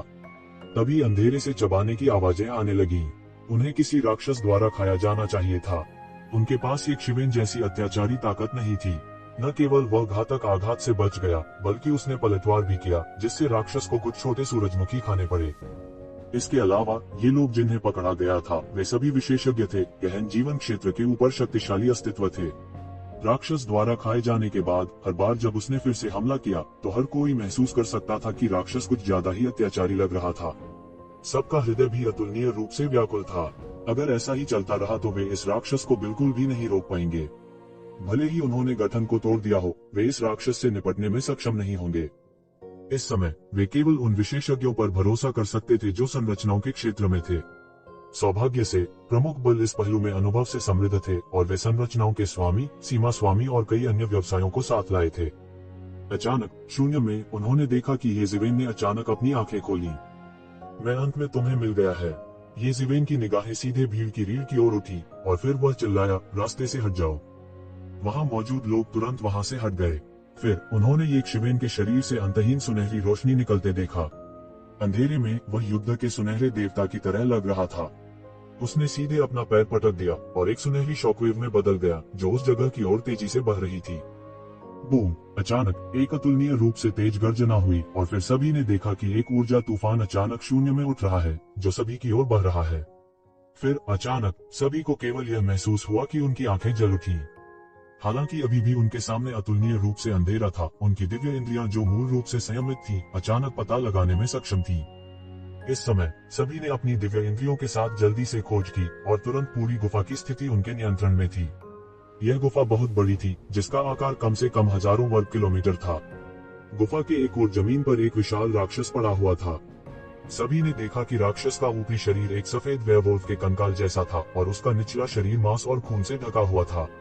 यह मूल रूप से एक भयंकर भेड़िए का निचला शरीर था। हर कोई अचानक समझ गया कि यह शायद एक वेयरवुल्फ विशेषज्ञ की यहाँ दुखद मृत्यु के बाद बना एक हड्डी दानव था। वेयरवुल्फ दौड़ भी अधिक प्रसिद्ध दौड़ों में से एक थी, जो कुछ दुनिया पर कब्जा कर रही थी और इसके कई स्वामी भी थे। हर किसी को उम्मीद नहीं थी कि जिसने उन्हें यहाँ रोका वह वास्तव में एक वेयरवुल्फ हड्डी दानव था। हालांकि और लोगों ने अचानक एक शिवेन पर अपनी आंखें बंद कर ली। उन्हें उम्मीद नहीं थी कि ये शिवेन वास्तव में संरचनाओं के क्षेत्र में इस तरह के शोध करेंगे। कुछ ही समय में उन्होंने वास्तव में इस गठन के रहस्य पर से पर्दा उठा दिया था। यहाँ तक वे अपने साथ लाए फॉर्मेशन मास्टर्स के पास भी एक शिवेन के साथ तुलना करने का कोई तरीका नहीं था। हेवनली क्लाउड सिटी के लोगों जैसे लोगों के चेहरे और भी भद्दे थे। ये शिवेन जितनी मजबूत थी, उससे निपटना उतना ही मुश्किल था। यह उनके लिए अच्छी खबर नहीं थी। इस समय वेयरवुल्फ हड्डी दानव को भी यह एहसास हुआ कि गठन टूट गया था। यह लगातार धीमी आवाज में गुर्राता रहा और अचानक ठिठुरते हुए यह तुरंत हवा में गायब हो गया। टकराना। वेयरवुल्फ बोन दानव ने सीधे अपने पंजों को खोलकर फैलाया और एक दिवंगत गहन जीवन अवस्था विशेषज्ञ को सीधे नीचे गिरा दिया, जिसके बाद उसके पंजों ने सीधे दिवंगत प्रोफाउंड लाइफ स्टेज विशेषज्ञ को पकड़कर मौके पर ही मौत के घाट उतार दिया। इसके बाद इसने शरीर को सीधे दो हिस्सों में फाड़ दिया और इसे एक ही घूंट में निगल लिया, जिसके बाद इसने एक और गहन जीवन चरण विशेषज्ञ को निगल लिया। उसके शरीर पर मांस कुछ बढ़ गया और उसकी आभा भी थोड़ी मजबूत हो गई। हर कोई सावधान रहें। इसे अपना भगदड़ जारी न रहने दे। हर बार जब वह किसी व्यक्ति को खाता है तो उसकी ताकत थोड़ी बढ़ जाती है। हम इसे और मजबूत होने नहीं दे सकते। इस समय किसी ने आखिरकार इसे देखा और झट से चिल्लाया। हालांकि यह बेकार था। जैसे ही उसकी आवाज सुनाई दी, एक पीक प्रोफाउंड लाइफ स्टेज विशेषज्ञ को मौके पर ही मौत के घाट उतार दिया गया। वास्तव में उसके पास वेयरवुल्फ बोन दानव द्वारा निगले जाने से पहले प्रतिक्रिया करने का समय भी नहीं था। इस अतुलनीय रक्तरंजित दृश्य ने बहुत से लोगों को अपनी रीढ़ की हड्डी में ठंडक का एहसास कराया। उन्होंने सोचा होगा कि वे एक दिन युद्ध में मारे जाएंगे, लेकिन उन्होंने बिल्कुल नहीं सोचा था कि एक दिन उन्हें एक राक्षस खा जाएगा। सैकड़ों युद्धों का अनुभव करने वाले लोगों के लिए भी ऐसा दृश्य अत्यंत क्रूर था। यह वास्तव में क्या बात है? ये जीवेन इस दृश्य को देखकर अपनी रीढ़ की हड्डी में ठंडक महसूस किए बिना नहीं रह सका। हालांकि उनके पास अपने मन को शांत करने के लिए प्रबुद्ध हृदय प्राचीन वृक्ष था, जिससे वह हर समय अपनी सबसे शांत स्थिति बनाए रख सकते थे। भले ही वह अस्थि दानव था, उसे इतना शक्तिशाली नहीं होना चाहिए। सभी को पता होना चाहिए कि ये सभी गहन जीवन अवस्था के विशेषज्ञ थे। हुआन दुनिया के भीतर उन्हें छोटे पात्रों के रूप में नहीं माना जा सकता था। यह भी कहा जा सकता है कि वे हुआन दुनिया के सच्चे शासक वर्ग थे। असली बड़े शॉट्स के ओहदे बहुत ऊंचे थे और उनमें चरम गहन जीवन अवस्था विशेषज्ञ भी थे। हालांकि वे वास्तव में कुछ ही चालों में टुकड़े टुकड़े हो गए थे। साधारण अस्थि दानव केवल एक खतरा होंगे यदि उन्होंने अपने पिछले जन्मों की मार्शल आर्ट को जगाया होता। हालांकि यह अस्थि दानव अलग था। ऐसा नहीं लगता था कि बोलने के लिए कोई मार्शल आर्ट है। यह गहन जीवन स्तर के इन विशेषज्ञों को पूरी तरह से हराने के लिए केवल अपने अत्याचारी भौतिक शरीर और बेहद तेज गति पर भरोसा कर सकता है। मुझे पता है, यह वेयरवुल्फ बोन दानव निश्चित रूप से एक गहन मृत्यु चरण विशेषज्ञ था जब वह जीवित था। यह मामला होना चाहिए, केवल एक गहन मृत्यु चरण विशेषज्ञ ही यह भयावह होगा। मुझे डर है कि उसने हाल ही में अपनी चेतना का गठन किया है और अभी भी अपने पिछले जीवन से मार्शल आर्ट को जगाना है। इस समय एक जानकार व्यक्ति ने तुरंत स्थिति की पहचान की। तभी सभी को अचानक एहसास हुआ, यदि यह गहन मृत्यु अवस्था का विशेषज्ञ होता तो इसमें कोई संदेह नहीं था। यहाँ तक अपने पिछले जीवन से मार्शल आर्ट को जागृत किए बिना एक साधारण शिखर गहन जीवन मंच विशेषज्ञ इस तरह के अस्तित्व से निपटने में सक्षम नहीं होगा। चलो एक साथ हमला करते हैं। अगर हम इस दुष्ट प्राणी से छुटकारा नहीं पाते हैं तो मुझे डर है कि हमें और गहराई में जाने का मौका नहीं मिलेगा। इस समय एल्दरलियू हवा में उड़ गए, उनके वस्त्र हवा में लहरा रहे थे। हाथ एक विशाल नीला मन का अचानक प्रकट हुआ, ये सीधे एक आश्चर्यजनक नीले दिव्य प्रकाश को बहा ले गया जो वेयरवुल्फ हड्डी दानव की ओर विस्फोट कर रहा था। वेयरवुल्फ कंकाल दानव अभी भी बचना चाहता था, लेकिन उसने यह उम्मीद नहीं की थी कि आश्चर्यजनक नीली दिव्य रोशनी सीधे एक प्रचंड लहर में बदल गई जो तुरंत अंतरिक्ष में डूब गई। कोई फर्क नहीं पड़ता कि वेयरवुल्फ कंकाल दानव कितना तेज था, वह अभी भी लहर में गहराई से फंसा हुआ था। अगर वह कोशिश करता तो भी बच नहीं पाता था। यह किस तरह का जादू उपकरण है? यह इतना शक्तिशाली है। ये जीवेन की आंखों में चमक आ गई। इस मनके की शक्ति इतनी महान थी कि वेयरवुल्फ कंकाल दानव, जिसके कारण सभी को एक अतुलनीय सिरदर्द था, इस मन के द्वारा लगभग तुरंत बंद कर दिया गया था। यहाँ तक वह भी ऐसी ताकत पर अपनी भौहें चढ़ाए बिना नहीं रह सका। वेयरवुल्फ कंकाल दानव ने कमजोरी का मामूली संकेत नहीं दिखाया। अपना खूनी मुंह खोलते हुए उसने सीधे एक विशाल युआन क्यूई बुलेट उगल दी जो बिजली की गति से सीधे एल्दरलियू की ओर जा रही थी। एल्दरलियू के सिर के ऊपर नीला मन का एक बार फिर एक नीली रोशनी बिखेरता है, सीधे युआन क्यूई बुलेट से टकराता है। गड़गड़ाहट, एक अतुलनीय जोर की गड़गड़ाहट गूंज उठी। अप्रत्याशित रूप से वेयरवुल्फ कंकाल दानव अंतहीन लहरों में फंस गया था, जिससे इसकी गति बहुत कम हो गई थी। इस समय यहाँ तक एक व्यक्ति जिसने अभी अभी गहन जीवन चरण में प्रवेश किया है, वह वेयरवुल्फ कंकाल दानव के गतिपथ को देखने में सक्षम होगा। अचानक हर किसी ने बहुत अधिक आराम महसूस किया, खासकर जब उन्होंने एल्दरलियू के सिर के ऊपर नीला मन का देखा, जिससे वे उत्साह से चर्चा करना शुरू कर दिया। वह मन का समुद्र को शांत करने वाले 36 दिव्य मोतियों में से एक होना चाहिए। TSK, यह मार्शल संप्रदाय वास्तव में एक सम्राट की विरासत होने के योग्य है। दिव्य अस्त्रों की संख्या के संदर्भ में यह उससे बहुत दूर है जिसकी हम तुलना कर सकते हैं। मैंने समुद्र को शांत करने वाले इन 36 दिव्य मोतियों की प्रसिद्धि भी सुनी है। एक साथ संयुक्त होने पर यह दैवीय हथियारों का एक पूरा सेट होगा। हालांकि यदि अलग से उपयोग किया जाता है तो यह अभी भी छद्म दैवीय हथियार के स्तर पर होगा। यह बहुत प्रभावशाली है। हालांकि भले ही यह छद्म दैवीय हथियार है, फिर भी यह हमारे लिए बहुत दुर्लभ है। मार्शल संप्रदाय की तरह एक स्थानीय अत्याचारी विरासत के अलावा कितने इतने उदार होंगे कि एक साधारण बुजुर्ग को छद्म दैवीय हथियार का उपयोग करने के लिए दे सकें। हालांकि यह ठीक इसी वजह से है कि यह वास्तव में दिखाता है कि मार्शल संप्रदाय भी मृत आत्माओं के भगवान की विरासत प्राप्त करने के लिए दृढ़ संकल्पित है। मुझे ऐसा नहीं लगता। मार्शल संप्रदाय कम से कम अमर पावर हाउसों की विरासत में कमी है। उस समय सम्राट किन की कमान में कई अमर शक्ति केंद्र थे। अब वे सभी मार्शल संप्रदाय की शाखाएं बन गए हैं और फल फूल रहे हैं। यह कहा जाना चाहिए कि उनमें इसकी कमी नहीं है। वे स्वाभाविक रूप से अमर विशेषज्ञों की परवाह नहीं करते हैं। हालांकि मरे हुए आत्माओं का प्रभु कोई साधारण परमेश्वर नहीं है। ऐसा कहा जाता है कि वह सम्राट बनने के बहुत करीब है। देवताओं के बीच भी वह एक ऐसा अस्तित्व है जो पागल हो सकता है। बहुत से लोग जो जानते थे उसका आदान प्रदान कर रहे थे। एल्डर लियू केसी कैलमिंग डिवाइन बीट के साथ वेयरवुल्फ कंकाल दानव को पकड़े हुए सभी ने तुरंत बहुत बेहतर महसूस किया। जानवर, मरो, मरना, मरना। कई लोगों ने इस मौके का फायदा उठाते हुए अपने तीखे हमले भी किए। हालांकि यह अफसोस की बात थी कि चाहे उन्होंने किसी भी तरह से हमला किया हो, भले ही वे सीधे वेयरवुल्फ कंकाल दानव से टकराए हो, उनके पास वास्तव में इसे नुकसान पहुंचाने का कोई तरीका नहीं था। इस वेयरवुल्फ कंकाल दानव का शरीर स्टील जितना मजबूत था। वास्तव में अभी इसके साथ हुई लड़ाई से यक्षिवन के अलावा कोई भी वास्तव में इसे नुकसान नहीं पहुंचा सकता था। इस समय सभी ने उनके और यक्षिवन के बीच की खाई को देखा। एक क्षण पहले वे जल्दी में थे, इसलिए उन्होंने इस पर ध्यान नहीं दिया, लेकिन जब उन्होंने देखा कि वे इस वेयरवुल्फ हड्डी दानव को हिला भी नहीं सकते, तो सभी ने महसूस किया कि ये जिवेन की लड़ने की ताकत वास्तव में अत्याचारी और अपमानजनक थी। यहाँ तक ऐसा भी एक राक्षस की उंगली की हड्डी उसने काट दी। सभी ने स्पष्ट रूप से महसूस किया कि वेयरवुल्फ कंकाल दानव के बाएं और दाएं हाथ अलग अलग थे। बाएं हाथ में केवल 5 अंगुलियां थी, जबकि दाहिने हाथ में 6। लापता को यक्षिवन की तलवार से काट दिया गया था। जितना अधिक लड़ाई होती गई, सभी उतने ही चिंतित हो गए। अंत में कोई चिल्लाया, ये जिवेन, आप किसका इंतजार कर रही हैं? उसके शब्दों ने तुरंत यक्षिवन को जगा दिया। वह अभी कुछ और सोच रहा था। यदि यिन यांग जीवन और मृत्यु आरेख एक दैवीय उपकरण था, तो उसके हाथों में यिन यांग जीवन और मृत्यु आरेख का टुकड़ा निश्चित रूप से एक छद्म ईश्वरीय उपकरण था। इसका ग्रेड निश्चित रूप से इस कैलमिंग डिवाइन बीट से कम नहीं था। हालांकि यह एक छद्म ईश्वरीय उपकरण था। कितनी शक्ति का प्रयोग किया जा सकता है यह व्यक्ति की ताकत पर निर्भर करता है। यदि एक शक्तिशाली भगवान यिन यांग जीवन और मृत्यु आरेख खंड प्राप्त करता है, तो वह शायद सामान्य दिव्य उपकरणों से कहीं अधिक शक्ति का प्रयोग करने में सक्षम होगा। यह पृथ्वी को चकनाचूर कर देने वाला होगा और सब कुछ नष्ट कर देगा।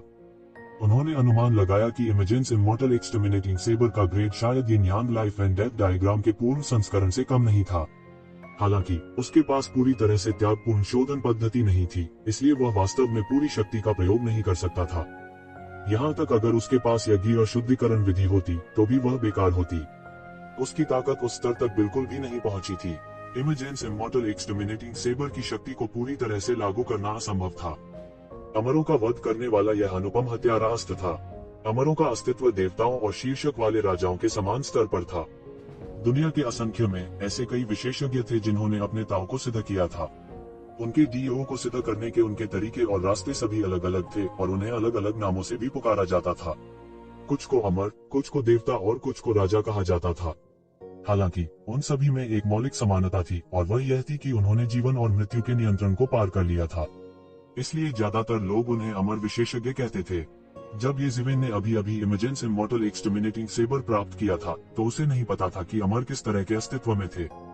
जैसे जैसे उसकी साधना गहरी होती गई, दुनिया के बारे में उसकी समझ भी गहरी होती गई। उन्हें अमरों की तरह अस्तित्व की भी गहरी समझ थी। अब जब उसने इसके बारे में सोचा, अगर यह रहस्यमय स्थान के लिए नहीं था, भले ही वह इमेजेंस इमॉर्टल एक्सटर्मिनेटिंग सेबर में अमर की बची हुई आत्मा का सामना करता, तो यह उसे पूरी तरह से नष्ट करने और उसे दफनाने की जगह के बिना मरने के लिए पर्याप्त होगा। अब जबकि उसने इसके बारे में सोचा, वह उस समय भी भाग्यशाली था। जैसे जैसे उसकी खेती अधिक से अधिक जोरदार होती गई, उसके हाथों में इमेजेंस इमॉर्टल एक्सटर्मिनेटिंग सेबर की शक्ति भी अधिक से अधिक शक्तिशाली होती गई। हालांकि अगर वह वास्तव में इमेजेंस इमॉर्टल एक्सटर्मिनेटिंग सेबर की शक्ति को उजागर करना चाहता था, तो यह तभी संभव होगा जब उसने एक दिन अपने डीओ को साबित कर दिया हो। इतने कम समय में उन्होंने बहुत कुछ सोचा। उनके मन में अनेक विचार आकार ले रहे थे। उनकी वर्तमान स्थिति ज्ञान से भरी थी। समन सुनकर यक्षिवन हिचकिचाया नहीं। वह ये कियान की स्थिति के बारे में भी चिंतित था, और वह यहाँ उलझे रहना जारी नहीं रखना चाहता था। वह शून्य की ओर लपका और एक सुनहरी तलवार सीधे बन गई। उसने एक कदम आगे बढ़ाया और तुरंत शांत सागर दिव्य मोती द्वारा बनाई गई राक्षसी लहरों में घुस गया। उसने लहरों को गिरा दिया और तलवार की आभा ने एक रास्ता तोड़ दिया। वह सीधे अंदर घुस गया। बजना, एक ध्वनि के साथ उसकी तलवार वेयरवुल्फ कंकाल दानव के कंधे पर फिसल गई और वेयरवुल्फ कंकाल दानव की एक भुजा सीधे मौके पर ही कट गई। हालांकि इसकी हड्डियां धातु और पत्थर के बराबर थी, फिर भी यक्षिवन के हमले के आगे कुछ भी नहीं थी। एक हाथ के बिना वेयरवुल्फ कंकाल दानव की क्रूरता बहुत कम हो गई थी। यक्षिवन द्वारा इसे पूरी तरह से काटे जाने में अधिक समय नहीं लगा। यह वेयरवुल्फ कंकाल दानव यक्षिवन के लिए कोई मुकाबला नहीं था। हालांकि जब यह जीवित था तो यह एक गहन मृत्यु क्षेत्र विशेषज्ञ हो सकता था। इसने शेनटोंग और वूसू को नहीं जगाया था। अन्यथा उपस्थित सभी का सर्वनाश हो जाता। आखिरकार गहरा जीवन क्षेत्र और गहन मृत्यु क्षेत्र दो पूरी तरह से अलग अवधारणाएं थीं। एक बार जब एक गहन मृत्यु क्षेत्र विशेषज्ञ ने हमला किया तो मृत्यु की आभा आकाश भर देगी। शक्ति पूरी तरह से अलग स्तर पर थी। इस वेयरवुल्फ हड्डी दानव से निपटने के बाद हर किसी ने आखिरकार अपने रास्ते में आने वाली बाधाओं को साफ कर दिया और कब्र की गहराई की ओर दौड़ना शुरू कर दिया। इस अनुभव के बाद हर कोई और अधिक सतर्क हो गया था। हालांकि रास्ते में समय समय पर कुछ परेशानियां सामने आई। सभी की निगरानी में पूरी तरह से साफ होने से पहले बहुत से लोग मारे गए या घायल नहीं हुए। जल्द ही हर कोई गलियारे के अंत में आ गया। दालान के अंत में एक पत्थर का दरवाजा था जो हजारों फीट चौड़ा और दसियों हजार फीट लंबा था। दूर से देखने पर कोई नहीं बता सकता था कि अंत कहाँ है। हर कोई जानता था कि यह मरे हुए रसातल नहीं होना चाहिए। इस तरह के शानदार प्रभाव को बनाने के लिए सबसे अधिक संभावना एक उपस्थान में विलय कर दी गई थी। हर कोई मरे हुए रसातल की प्रशंसा किए बिना नहीं रह सका। यह वास्तव में अतीत में एक प्रसिद्ध देवता होने के योग्य था। अंतरिक्ष को मूल रूप से मिला दिया गया था। वास्तव में कोई भी कनेक्शन बिंदु नहीं ढूंढ सका। गहन साधना वाले लोगों के लिए यह बिल्कुल अकल्पनीय था। इस दरवाजे पर कई निशान खुदे हुए थे। दरवाजे पर कई अजीब और सजीव दृश्य उकेरे गए थे। उस पर सभी प्रकार के मृत आत्मा के जीव उकेरे गए थे, जिससे एक शक्तिशाली सेना बन गई। ऐसा लग रहा था कि वे किसी भी समय जीवन में वापस आ सकते हैं और फिर किसी दूर दुनिया में एक अभियान पर जा सकते हैं। बहुत से लोग चौंक गए। बस यह दरवाजा ही असामान्य रूप से दबंग था। हालांकि जिस बात ने सभी को थोड़ा अजीब महसूस कराया वह यह थी कि जिन दो लोगों ने आपस में लड़ाई की थी वे गायब हो गए थे। ऐसा नहीं लग रहा था कि उन्हें दरवाजे के बाहर रोक दिया गया है। अचानक हुए इस घटनाक्रम से हर कोई स्तब्ध था और समझ नहीं पा रहा था कि क्या किया जाए। वे नहीं जानते थे कि इस दरवाजे में ऐसा क्या विचित्र है। एक शक्तिशाली देवता के रूप में यह बहुत संभव था कि मरे हुए आत्माओं के भगवान ने किसी प्रकार के छिपे हुए ट्रम्प कार्ड को पीछे छोड़ दिया हो। अचानक पूरा दरवाजा गड़गड़ाहट और हिल गया। डेड स्पिरिट जीव जिन्हें मूल रूप से पत्थर के दरवाजे पर उकेरा गया था, ऐसा लगता था कि कानूनों द्वारा संघनित किया गया था। वे सभी वापस जीवित हो गए और एक शक्तिशाली मृत आत्मा सेना का गठन किया। तुरंत यह सभी की ओर बढ़ गया। अच्छा नहीं, इन मृत आत्माओं को कानूनों द्वारा पुनर्जीवित किया गया है। कोई जोर से चिल्लाया। अचानक सभी युद्ध की स्थिति में प्रवेश कर गए। ये मरे हुए जीव बहुत तेज थे और लगभग एक पल में वे पहले ही भीड़ में घुस गए और मारना शुरू कर दिया। टकराना, बूम, मारना। कुछ समय के लिए सभी प्रकार की हिंसक टक्करों और लड़ाई की आवाजें सुनी जा सकती थी जो सभी को उलझा रही थी। फाटक अभी भी ऊंचा और स्थिर था, एक खंभे की तरह जो स्वर्ग तक पहुंच गया था। यह इतना ऊंचा था कि उस तक पहुंचा ही नहीं जा सकता था। गेट के ऊपर उसके चारों ओर एक हल्की धुंध थी। ये मृत आत्मा के जीव अनंत थे। सबसे डरावनी बात यह थी कि चाहे उन्हें कैसे भी मार दिया जाए, ये मृत आत्मा के प्राणी शीघ्र ही सुधर जाएंगे। ऐसा इसलिए था क्योंकि उनके पास भौतिक शरीर नहीं था। वे बस एक अजीब कानून द्वारा पुनर्जीवित किए गए थे और दरवाजे की रखवाली करने के लिए इस्तेमाल किए गए थे। हालांकि उनकी ताकत बहुत मजबूत नहीं थी, लेकिन उनका फायदा यह था कि वे अमर थे। उन्हें बस एक ही बार में काटा और मारा नहीं जा सकता था। उनकी तुलना में बाहर के मरे हुए प्राणी कुछ भी नहीं थे। केवल ये मरे हुए जीव वास्तव में अमर और अविनाशी थे। हर कोई भयभीत था। नेक्रोमेंसर लॉर्ड द्वारा छोड़ा गया तुरुप का इक्का बहुत भयानक था। यदि यह जारी रहा तो उन सभी को जल्दी या बाद में यहाँ से मिटा दिया जाएगा। नेक्रोमेंसर भगवान की विरासत का लालच करने की तो बात ही छोड़ दीजिए।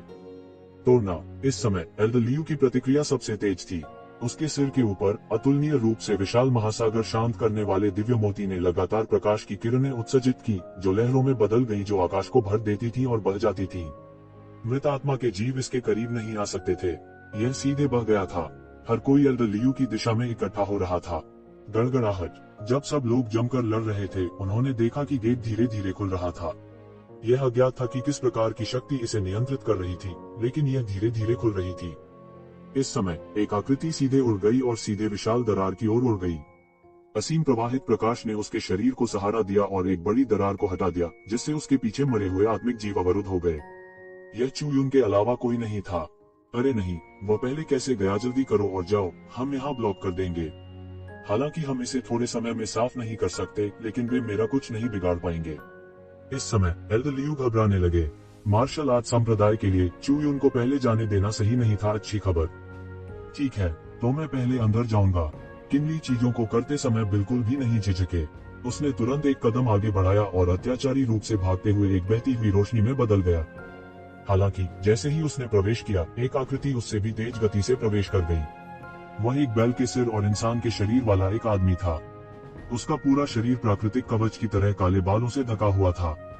उनके शरीर में एक शक्तिशाली आभा थी जो स्वर्ग और पृथ्वी को दबा सकती थी, जिससे लोगों को उन्हें देखकर भय का एहसास होता था।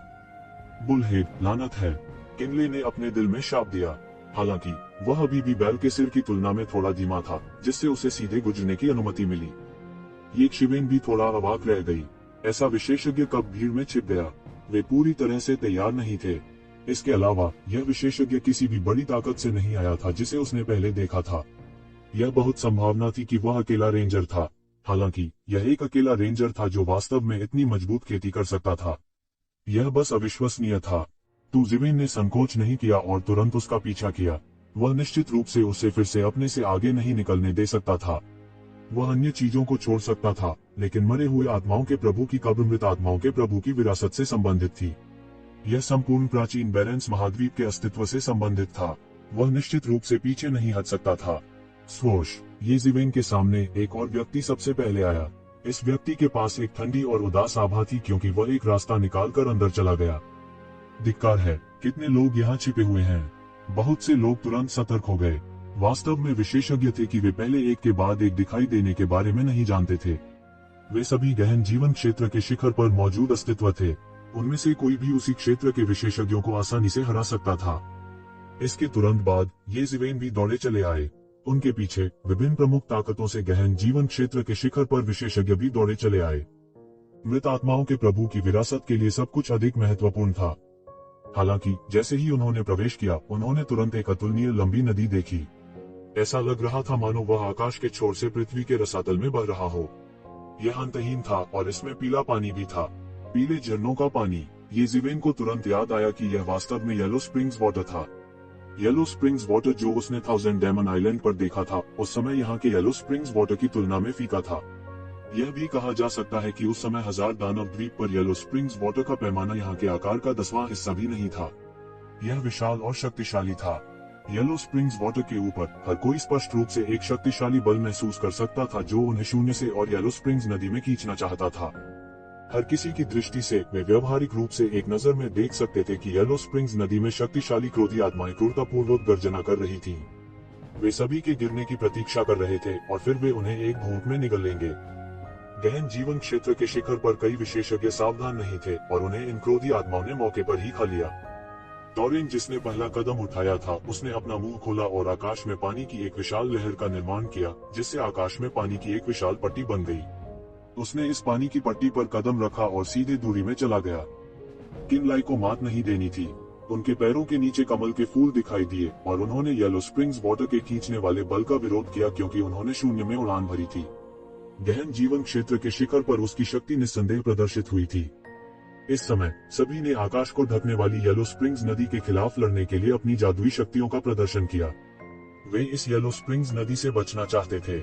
ये जिवेन ने भी सीधे यिन यांग जीवन और मृत्यु आरेख पर कदम रखा और हवा में उड़ गए। उसके सामने एक आकृति थी जो यिन ऊर्जा से भरी हुई थी। उसने एक ताबूत पर कदम रखा और पूरे रास्ते भागा। उसकी गति एक शिवेन और अन्य लोगों की तुलना में बहुत धीमी नहीं थी। जब वे केंद्र पर पहुंचे तो पूरी पीली बसंत नदी अचानक अनगिनत लहरों में बंध गई। इन लहरों के बीच लोहे के कवच में लिपटे कई यिन सैनिक जमीन से बाहर निकल आए और उन पर हमला कर दिया। शैटरिंग स्टारफिस्ट, एक शिवेन जोर से चिल्लाए। फिर उसने एक ब्रह्मांड का निर्माण किया और लौहबख्तर बंद भूत सैनिकों को दबा दिया, जिसे फेरलिन ने अंडरवर्ल्ड नदी में भेजा था। हालांकि इन भूत सैनिकों की संख्या कम होती नहीं दिख रही थी। वे अंतहीन लग रहे थे। ये शिवेन को नहीं पता था कि उनमें से कितने लोग थे। ये शिवेन की ताकत से भी वो केवल अपनी रक्षा कर सकता था। इस समय वह इतना ध्यान नहीं रख सकता था। उसने सीधे अपने पीछे स्टॉर्म विंग्स को प्रकट किया और स्टॉर्म डोमेन की शक्ति का शुभारंभ किया। किसी भी भूत सैनिक के लिए उससे संपर्क करना असंभव था। वह पूरे रास्ते भागा और येलो स्प्रिंग्स नदी को पार करना चाहता था। ये शिवेन को नहीं पता था कि वह कितने समय से लड़ रहा था। उसे केवल यही महसूस हुआ कि वह दिन रात इसी तरह हिलता डुलता रहा है। अंत में उसने अंत देखा। उसने सीधे येलो स्प्रिंग्स नदी को पार किया और एक अंतहीन पर्वत श्रृंखला पर आ गया। प्राचीन पेड़ आकाश में उठे और पहाड़ और नदियां जमीन से उठी। यह राजसी और शानदार था। बाहर से ऐसा नहीं लग रहा था जिससे लोग सहम गए। इसके विपरीत यह पृथ्वी पर स्वर्ग में प्रवेश करने जैसा था। हर कोई अचानक अपनी पटरियों पर रुक गया। वे थोड़े भ्रमित थे और लगभग यही सोच रहे थे कि वे गलत जगह आ गए हैं। क्या हम गलत जगह चले गए? मृत आत्मा के प्रभु की कब्र को ऐसी जगह क्यों दफनाया गया है? किसी ने जोर से कहा। हाँ, सब थोड़े भ्रमित थे।